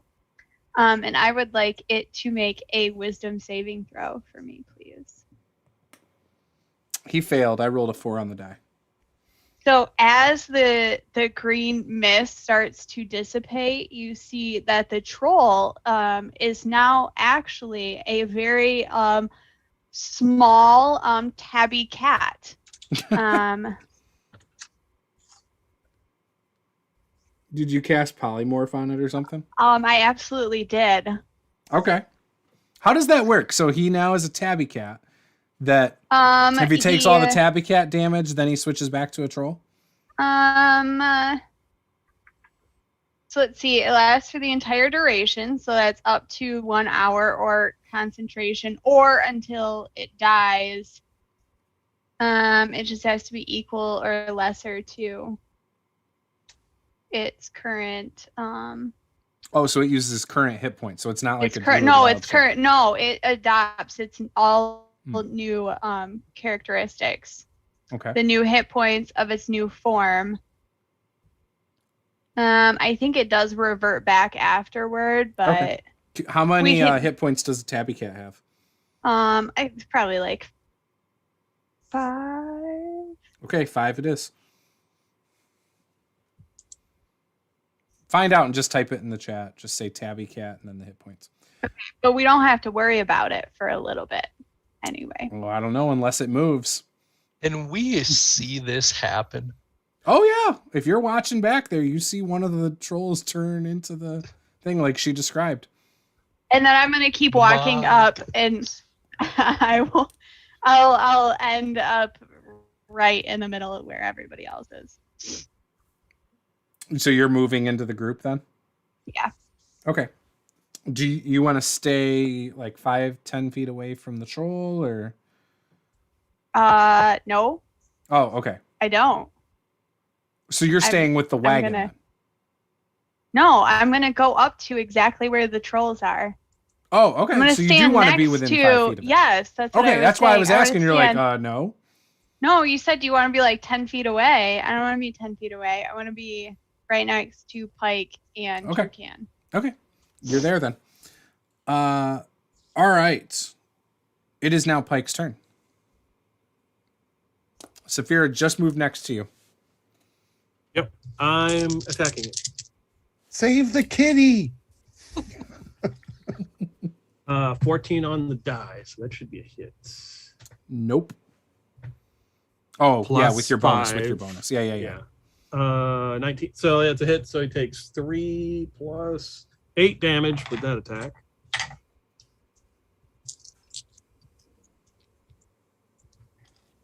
And 18 on the die. That's a hit. So 13 with that one. Wow. 13 damage, you said? Yep. So you have cut off a lot of layers. You can see the bone of this troll in front of you. And unlike last time, it's not like it's mending back together at this moment. It is now their turn. The cat does attempt to move, seemingly smaller than everything. When it moves backwards, roll your damage that the cat would take. Alrighty. Drew Cann. Let's see, D8s. They're carnivores. Cann, It's got a fresh cat. It's got a fresh body. Don't you hurt this goddamn cat, Drew Cann. I'm telling you right now. Don't hurt the cat. That's gonna be the thing that gets Yeah. Saul 100% in the. Don't do it, Drew Cann. He's already in the middle of an image crisis. He can't afford. So then the cat explodes with a thunderous clap of 8 thunder damage as it bursts through the thunder bubble. You Okay. weren't supposed to kill it right away. You were So supposed when to it give a it's not my couple fault that it free moved. rounds. From the guts of the cat, a troll emerges, and it moves like 5 feet back. But then, after it changes back into this troll, it moves forwards and attacks Drew Cann with All 2 right. claw attacks. Good. So the first claw attack is a 17, Misses. and the second one's a 10, so that misses. Now the bite. The bite misses as well. So it misses with everything. It's like, and then tries to bite down at you. And these things are tall. Like, these are taller than you guys, obviously. Yeah, so he just kind of leans out of the way of the bite. All right. Now, the other one on Pike is going to claw attack. Do 2. One is a 19. The other is a 9. Okay. I'm assuming the 19 hits. Yep. That is 11 points of damage from the claw attack. Okay. I'm going to use my inspiration for the bite attack on Pike. Okay, one is a 20, the other is a 19. Ooh. So I know it's a 1 hit though, because it was inspiration. You couldn't use your inspiration on the cat killer. You have to use it on Pike. Like, really? I had forgot, and then I remembered, and that's why Pike gets it on, unfortunately. So convenient. That is 7 points of damage from the bite. Okay. And that is their turn. And it is now Saul's turn. Meanwhile, you see the mercenaries move up from the back wagons. There are 4 of them now that are almost up to these trolls. It's almost like they're not rushing up there as quick as they should. Are these the cultists? It looks like 2 of them are from that caravan. 2 of the others are from the bird caravan. So bird wagon. Saul kind of leans over and says to the 2 cultists that are coming up, "Don't worry, guys. I got this. We're good. I got this. And he claps his hands together and tries it again. Same thing. We're doing the same thing. Scorching Ray on at second level on the troll that is attacking Pike. And I mean, if Drew Cann gets in the way, he gets in the way.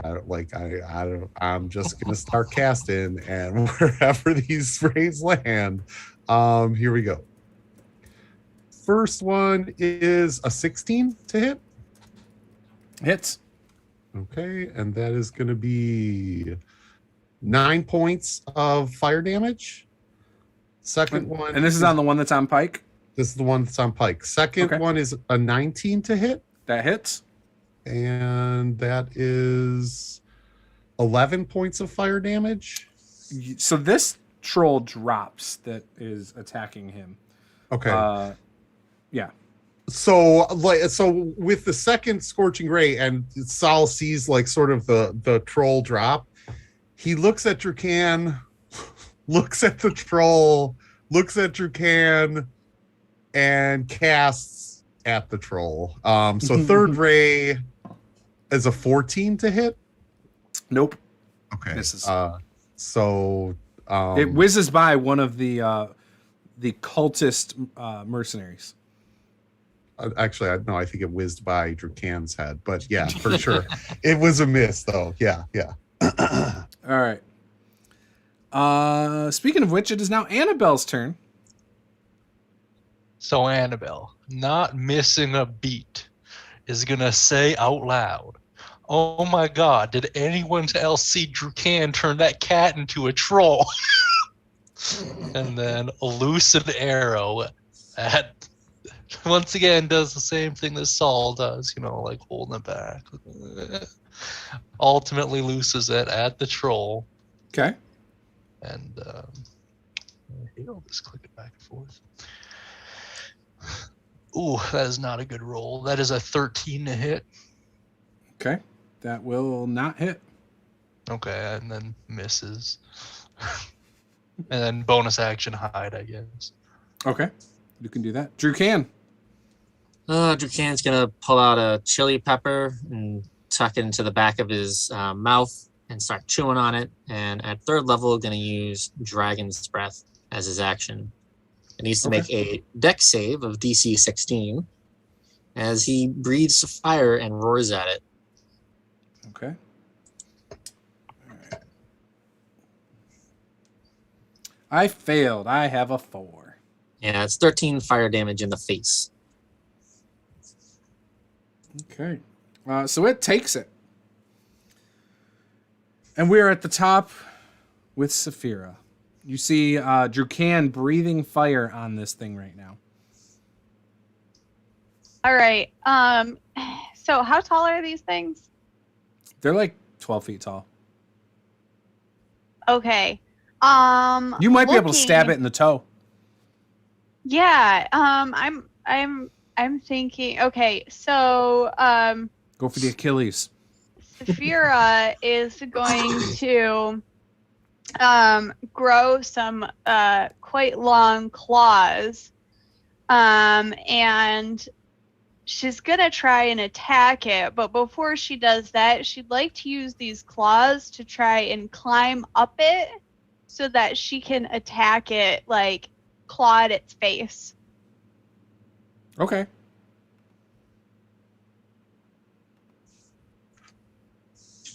Do you want me to roll anything for that, or roll to attack. I mean, we can just do an attack roll because as you're climbing it, you're attacking it. Okay, so that's a 19. That hits. So roll your claw damage.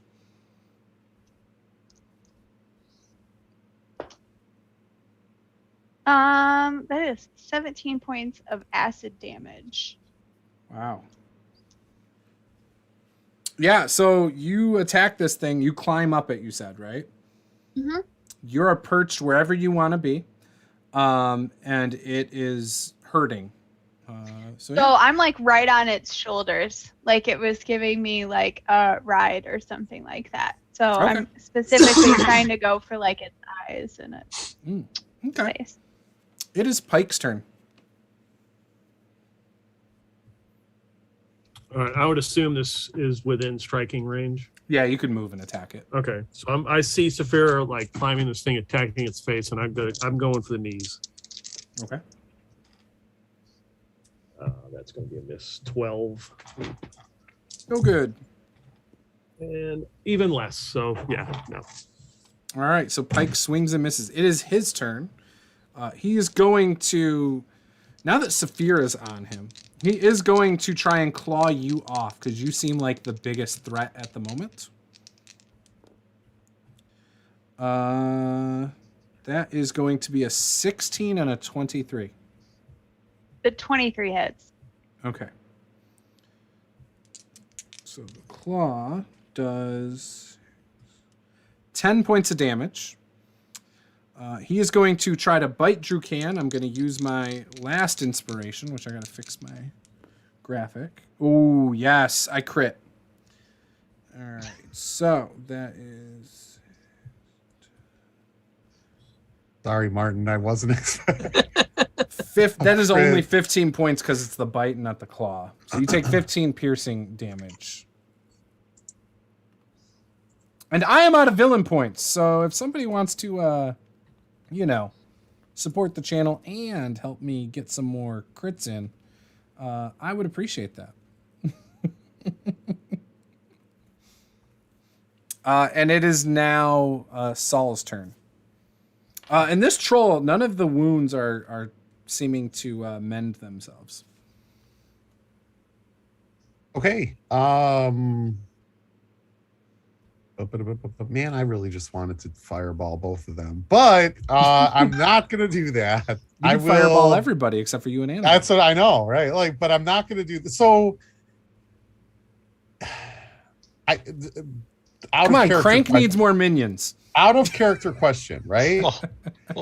Too soon. How accurate can I be with Scorching Ray? In other words, can I hit the troll without hitting Saphira? Just don't roll a natural one. So if I don't roll a natural one, I can cast Scorching Ray on the troll and not harm Saphira. Correct. Perfect. All right.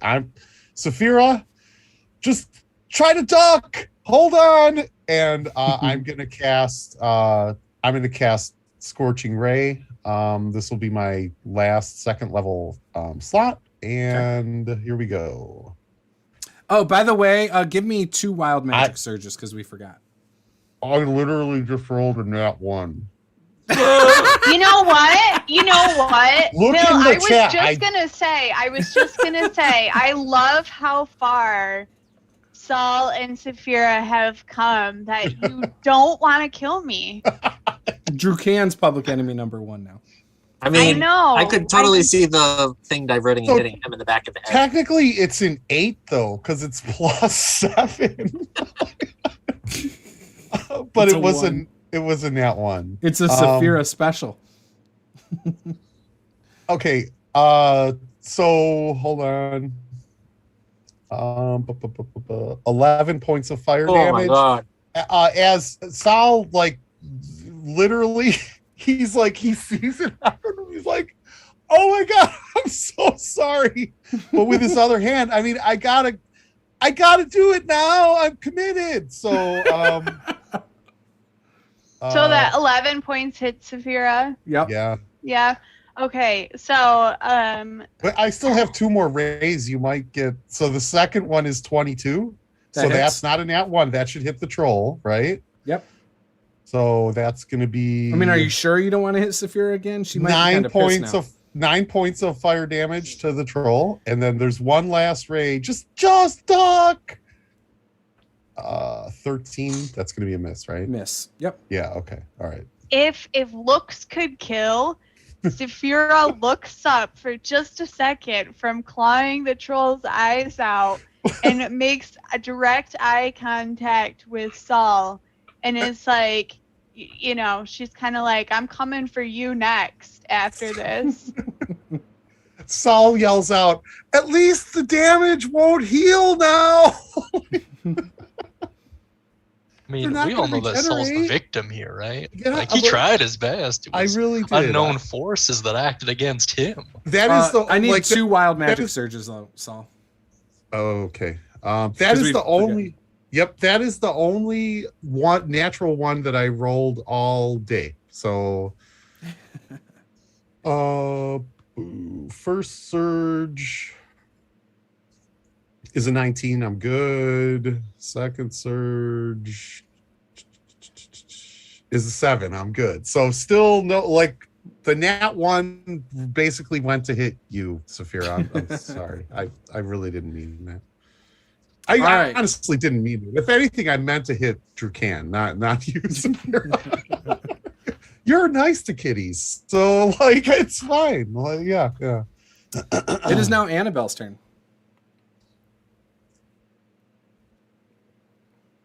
Muted.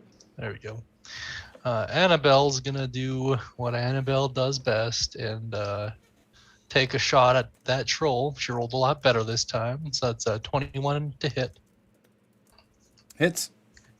And then that's 4 plus. Ooh. That's 23 damage again.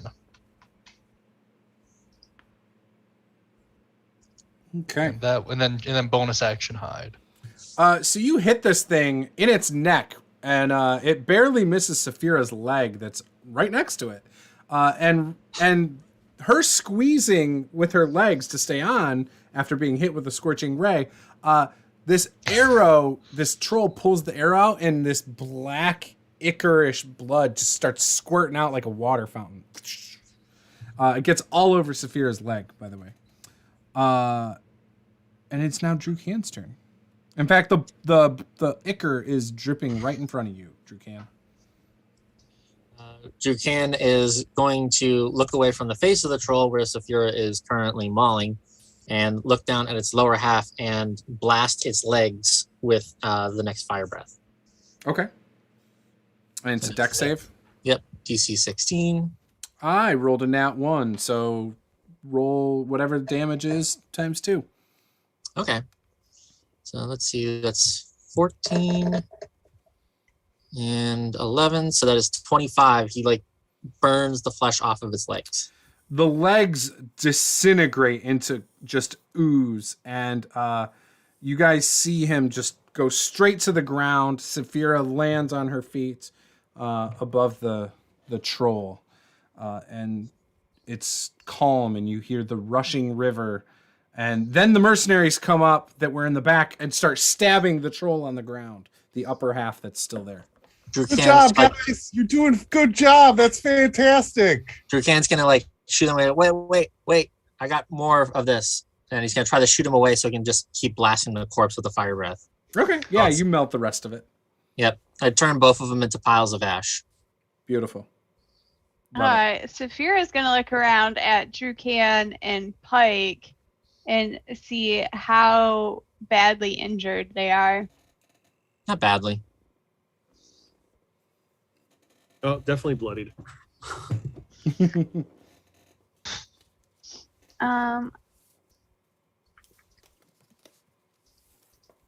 Like how bad?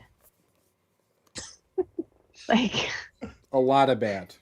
Yeah. You said On a scale from like 1 to 52, how bad would you say? it's like an 18.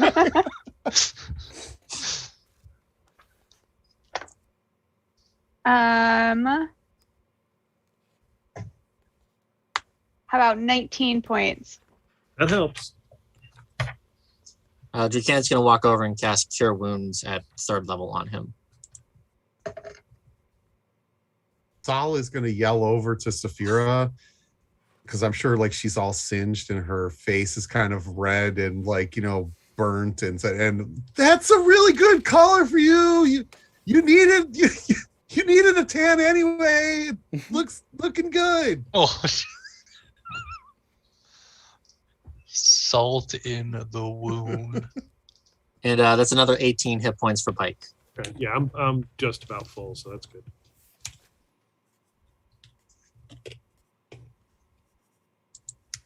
And Drew Cann is going to pull the chili pepper out of his mouth and put it back in his pocket and kind of look around and goes, how did the trolls get in behind us on the bridge? Annabelle's gonna watch Drew Cann put the chili powder from his mouth into his pocket, just like shudder with disgust. So you're inspecting the bridge? Find out how the trolls got on it, yeah. So on the side of the bridge. We didn't answer the 3 questions, clearly. You gotta pay the troll. When you toll. look on the side of the bridge, there's statues along the side and like small little platform around it that's a couple feet. It looks like it wouldn't be hard to climb for a 12-foot tall creature and to possibly even grip onto the side these large, like decorative, like bricks that kind of stick out along the bottom of the bridge. Alrighty. Wait, they're bricks or they're statues? There's statues, but there's like bricks along the side of the bridge that are. Oh, what are along the whole bottom. statues of? It looks like you know what? Give me a history check. Ooh.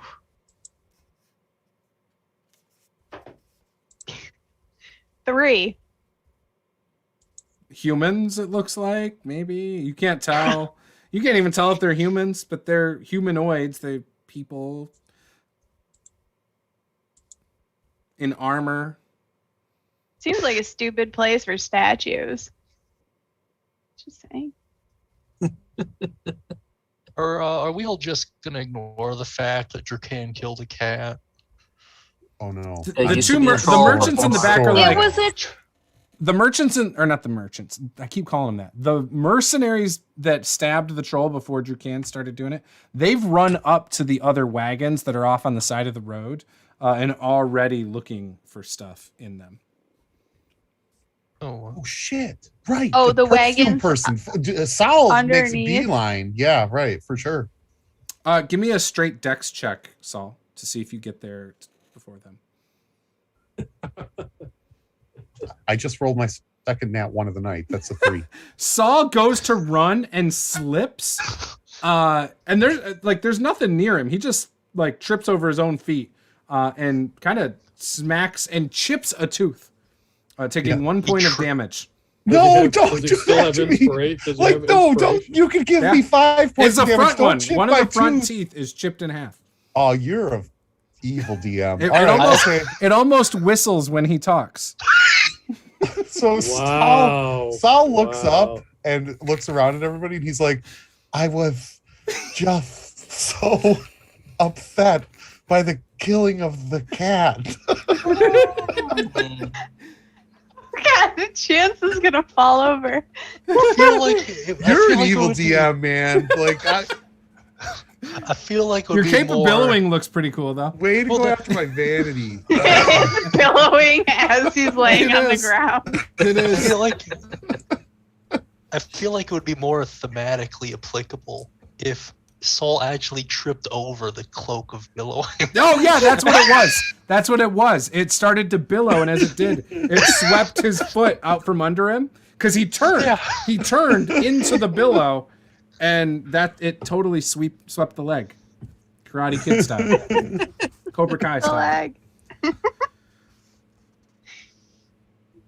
leg. Yeah.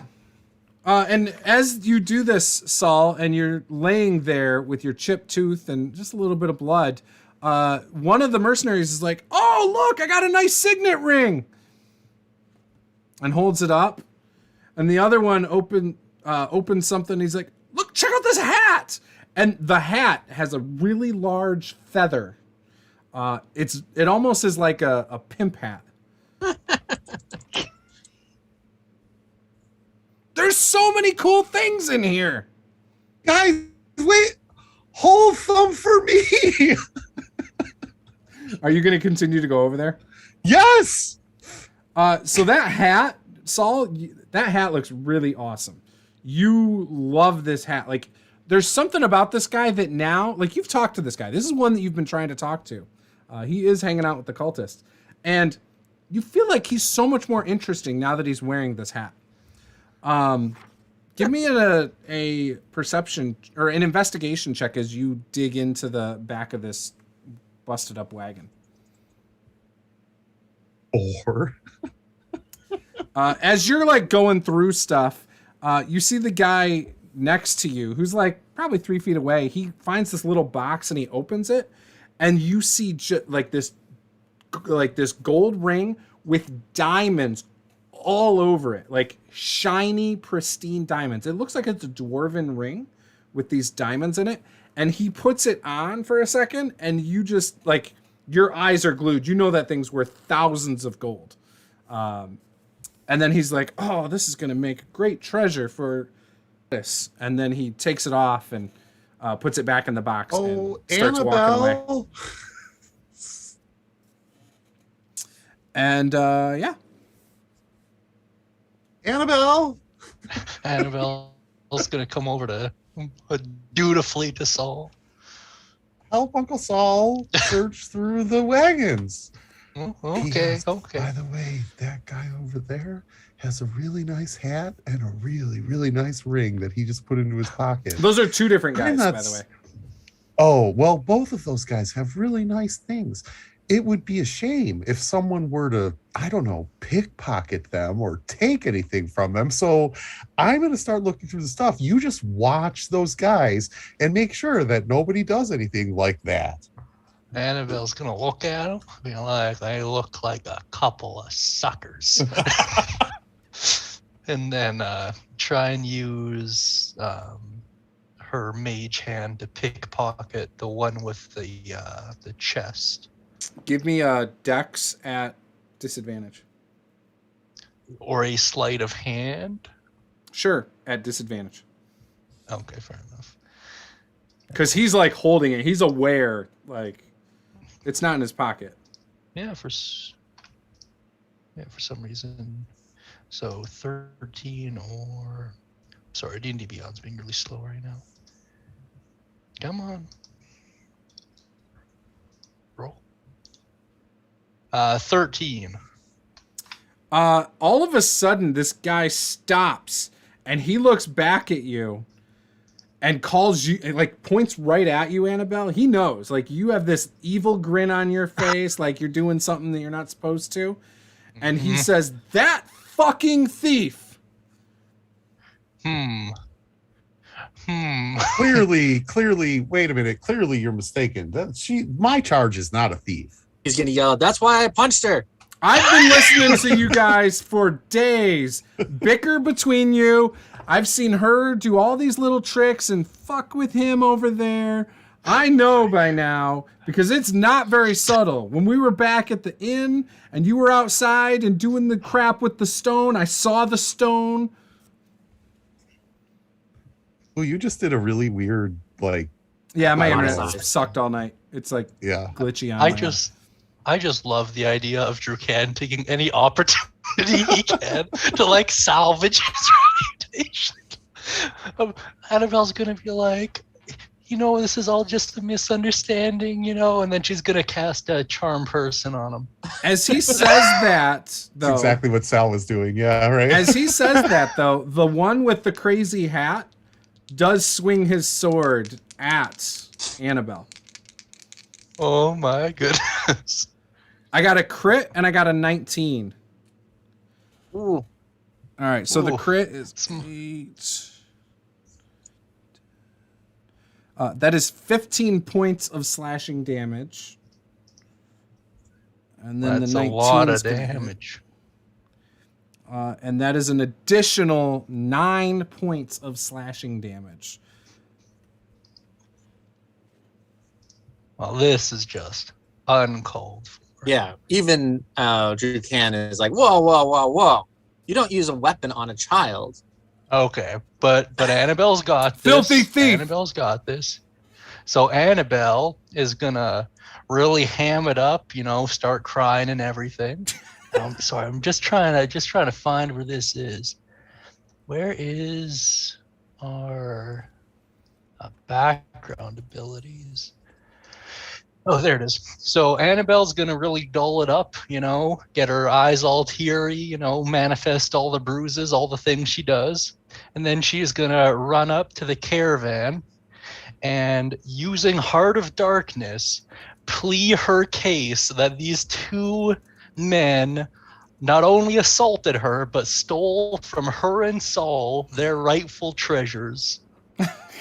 And Heart of Darkness makes so people are like willing to fight on your behalf. Okay. So yeah. So you've made this guy like want to fight on your behalf now? Anyone who's kind of around in the vicinity will want to fight on my behalf. Oh wow. Okay. All right. Is anybody else wanting to jump in and do anything?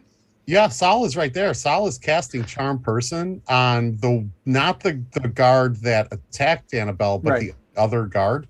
Okay. So I need a wisdom saving throw. He failed. So, so basically, I turn to the guy who is now charmed and say, "Did you see what just happened? This guard viciously attacked my charge. Attack him, take him into custody." I mean, I did say that she was a thief, and we'll handle it. We'll handle it. I'll definitely reprimand him for sure. Yeah, we'll definitely. No. I demand more than a reprimand. He clearly he drew blood against a 12-year-old. He walks over and takes the hat off the guy, and the guy's standing there looking at him like, "Come on, really?" And as soon as he does that, he slices the dude's throat, and he drops. And now the guy with the box now has the hat and walks away. Annabelle's gonna make it look like she's on death's door, just like full blown blood everywhere. Now, do people get a save against your thing, Annabelle? No, sir. It's just automatically they fight on your behalf? Yeah, there's a lot more to it, but most of it's just flavor text. It's like they'll extend every courtesy to you. It's part of the haunted one. As long as they're not adversarial to you, right? Yeah, exactly. Yeah. Yeah, so long as how does it word it exactly? Yeah, unless you have shown yourself to be a danger to them, and they will even take up arms to fight alongside you. Gotcha. Okay. Yeah, he walks away. Back to his own caravan in the back. Wait, so the charmed guy? He doesn't get to leave until I tell him he can. Oh, okay. Well, he cut the dude's throat. He is basically my bitch for an hour. He doesn't get to decide to do anything. I don't think it works like total mind control. So, okay, hold on. Make a wisdom saving throw. Blah. If it fails the saving throw, charmed by you until the spell ends, or until you or your companions do anything harmful to it. The charm, so friendly to you, he's not going to walk away. Yeah, he's not under mind control. Well, he can still walk away even if he's friendly to you. Yeah, he'll probably I'll be right back. Hold on one sec. He's going to go put the thing away. I feel that this is retconned shenanigans once again to deny me of my well thought magical items, but that's fine. That's fine. Saul will let him walk away. There's more stuff in there. Go ahead. Sift through it. You can convince him. Yeah, you get advantage on any charisma checks you need to make to kind of convince him to do whatever. Like he's charmed, right? Yeah. So just say you want him to stay. He's walking away. It's fine. That's fine. He walks away. Yeah, it's just not be mind like, control. yo, man, before you go, let's just have a quick No, chat. it's fine. It's totally fine. I'll sit here with my chip tooth, and it's fine. Okay. I feel like Saphira is just sitting off the edge of the bridge eating popcorn, watching the entire thing happen. Just watching Annabelle bleed to death. Yeah, pretty much. Well, right. Just I mean, that's I'll interfere. Literally, it's nobody cares that Annabelle. It's fine. It's fine, Annabelle. One guy pulls out a dagger. We're clearly in this together, so it's fine. One guy pulls out a dagger that it's just black. It's an all black dagger. It doesn't look like anything special. It's just black. So again, there were 4 people over there. One's now dead. The other guy has walked away. You have the 2 that are not with the cultists. These ones were with the bird wagon. One of the guys pulls out this all black dagger. It's like, I don't need a dagger. What happened to your tooth? Well, Cann, the very bad man, killed a cat, and in my that wasn't a cat. That was a troll. In my traumatized state, I fell and chipped my tooth, and then these men over here attacked my young charge, and no one seems to care. That's how I ended up with Chip. Thanks for asking, though. Thanks for asking. Is amazing. Where did you get that? I want that cape. No, you can't have the cape. No, I'll give you this dagger. Nope, don't care. Nope, there's nothing that you can give me that I would ever give up this cape for. Nothing. Why are they raiding the cart now? Because the guy's dead? Because the guy's dead. This is 2 wagons that were off to the side. These were there before we got there. Oh, okay. Yep, there's 2 wagons that are just sitting there. Okay, then Drew Cann's going to help look around too. All right, give me a check. Investigation? Yes. I absolutely love the idea of every NPC we come across just commenting on Saul's lisp.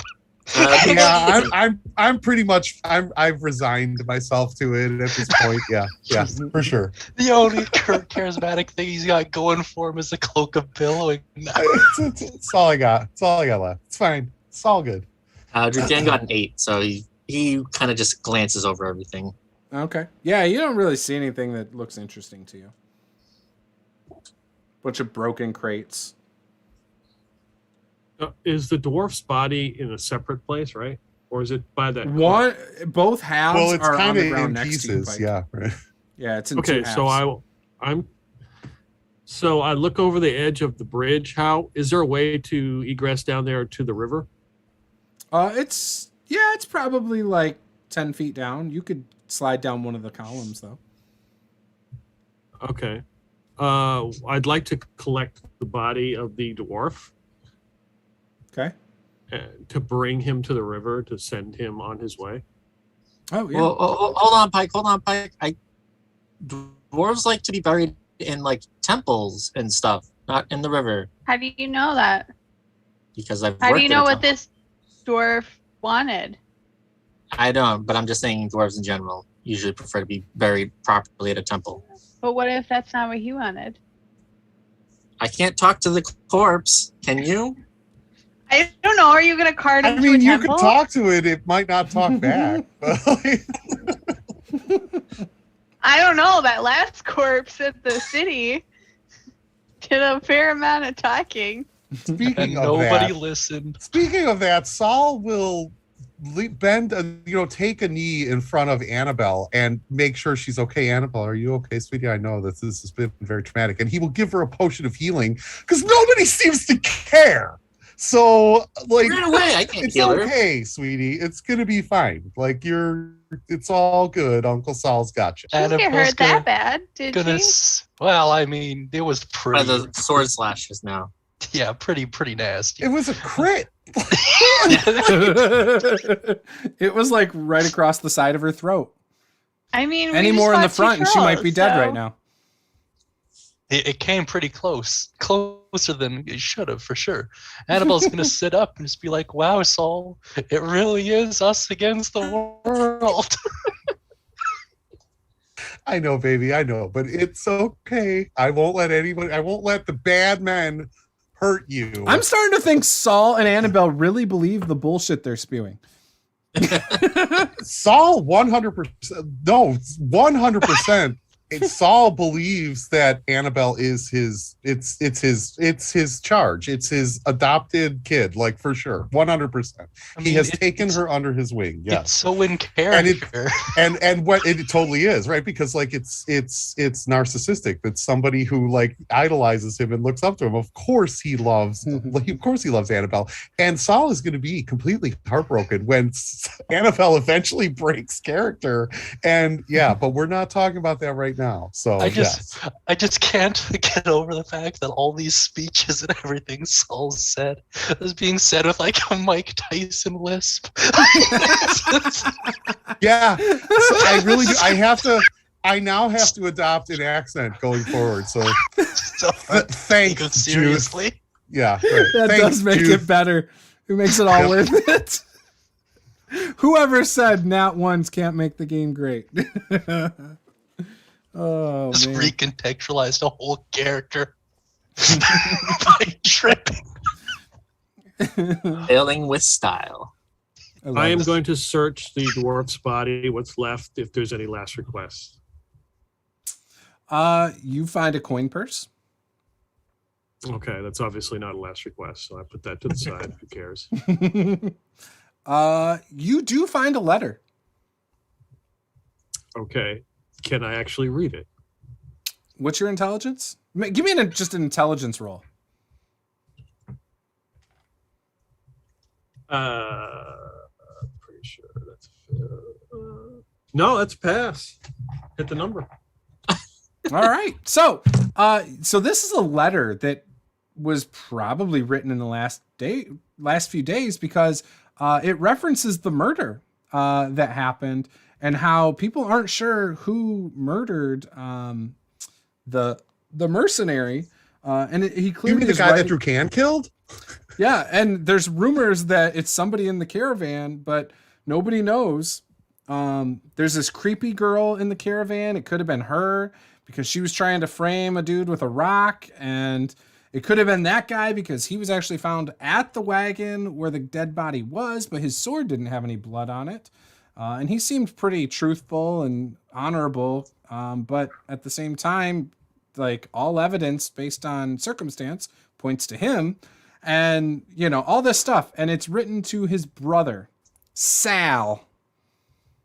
You can't spell murder without a URD. Isn't it a coincidence that there's a URD in Drew Cann's name? That's evidence enough for me. Convicted. His name is evidence. Drew Cann's like using like the same evidence that like OJ did. He's like, oh, no blood. Well, glove doesn't fit. Yeah, doesn't fit my hand. I can't slide it on my hand. Well, Pike reads this letter, and now he's going to be on the lookout for whoever this person was describing. All these people, obviously, they need to be checked on with a keen eye. But since there's no obvious requests, yeah, nope, nothing about if he's murdered. Okay, so I'm going to proceed to take him to the river and send him to Levi. Yep, you dump him over the edge. No, there's a wagon full of. No, I'm going down there, and I'm going to. I'm sorry. You could walk down the river, the side, if you wanted to. That's what I'm going to do. Yeah, like not the bridge, but like cross the bridge and take. Right. Down Yeah. Yep. Now, his wagon and horses are still there with all the perfume that was in the back of his wagon, and his two mercenaries are standing there, like, kind of confused as to what to do.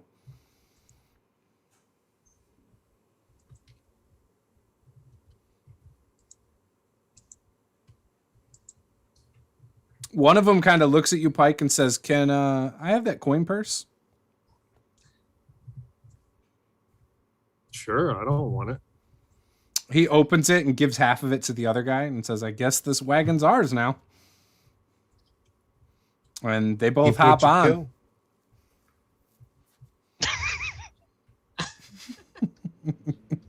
Was that wrong? I thought that.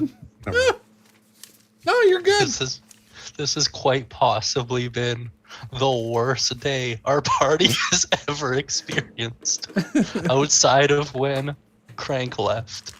I don't know. That battle where like Pike died like 7 times, and like Saphira died twice, and Drew Cann died a couple times. Yeah, but Drew Cann had like a yo-yo bad effect, day. which was hilarious. Yeah, he used one lay on hand point, stayed alive with 1 hit point, dropped again. I mean, that's what happened to Pike. Saphira, it's been a pretty shitty day, all right? Boyd just, every time Saul now tries to talk, Boyd just starts laughing at him uncontrollably and continues to offer Saul drinks as he laughs in his face. Yeah, I'll continue to take the drinks. Sure. All right, awesome. So everyone kind of sifts through the rest of the stuff in there. You guys don't find anything else. And the wagons continue to move. You move through the troll Trollclaw Ford. You start traveling past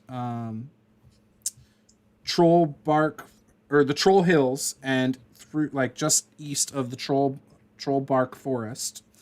And we will end the session right there. With Saul lisping away as he's enjoying his drinks.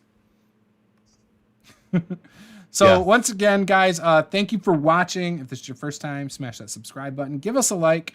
And, if next time you want to contribute to Saul's inspiration, I'm sure he could use it so he doesn't bust his face next time. He could have used his one inspiration he had. He chose not to. I didn't even think about it. And now he's got a lisp because of it. So I didn't even think about it. So with that, we'll see you guys next time. This is Mash of the Game. I'm Juice. Game on.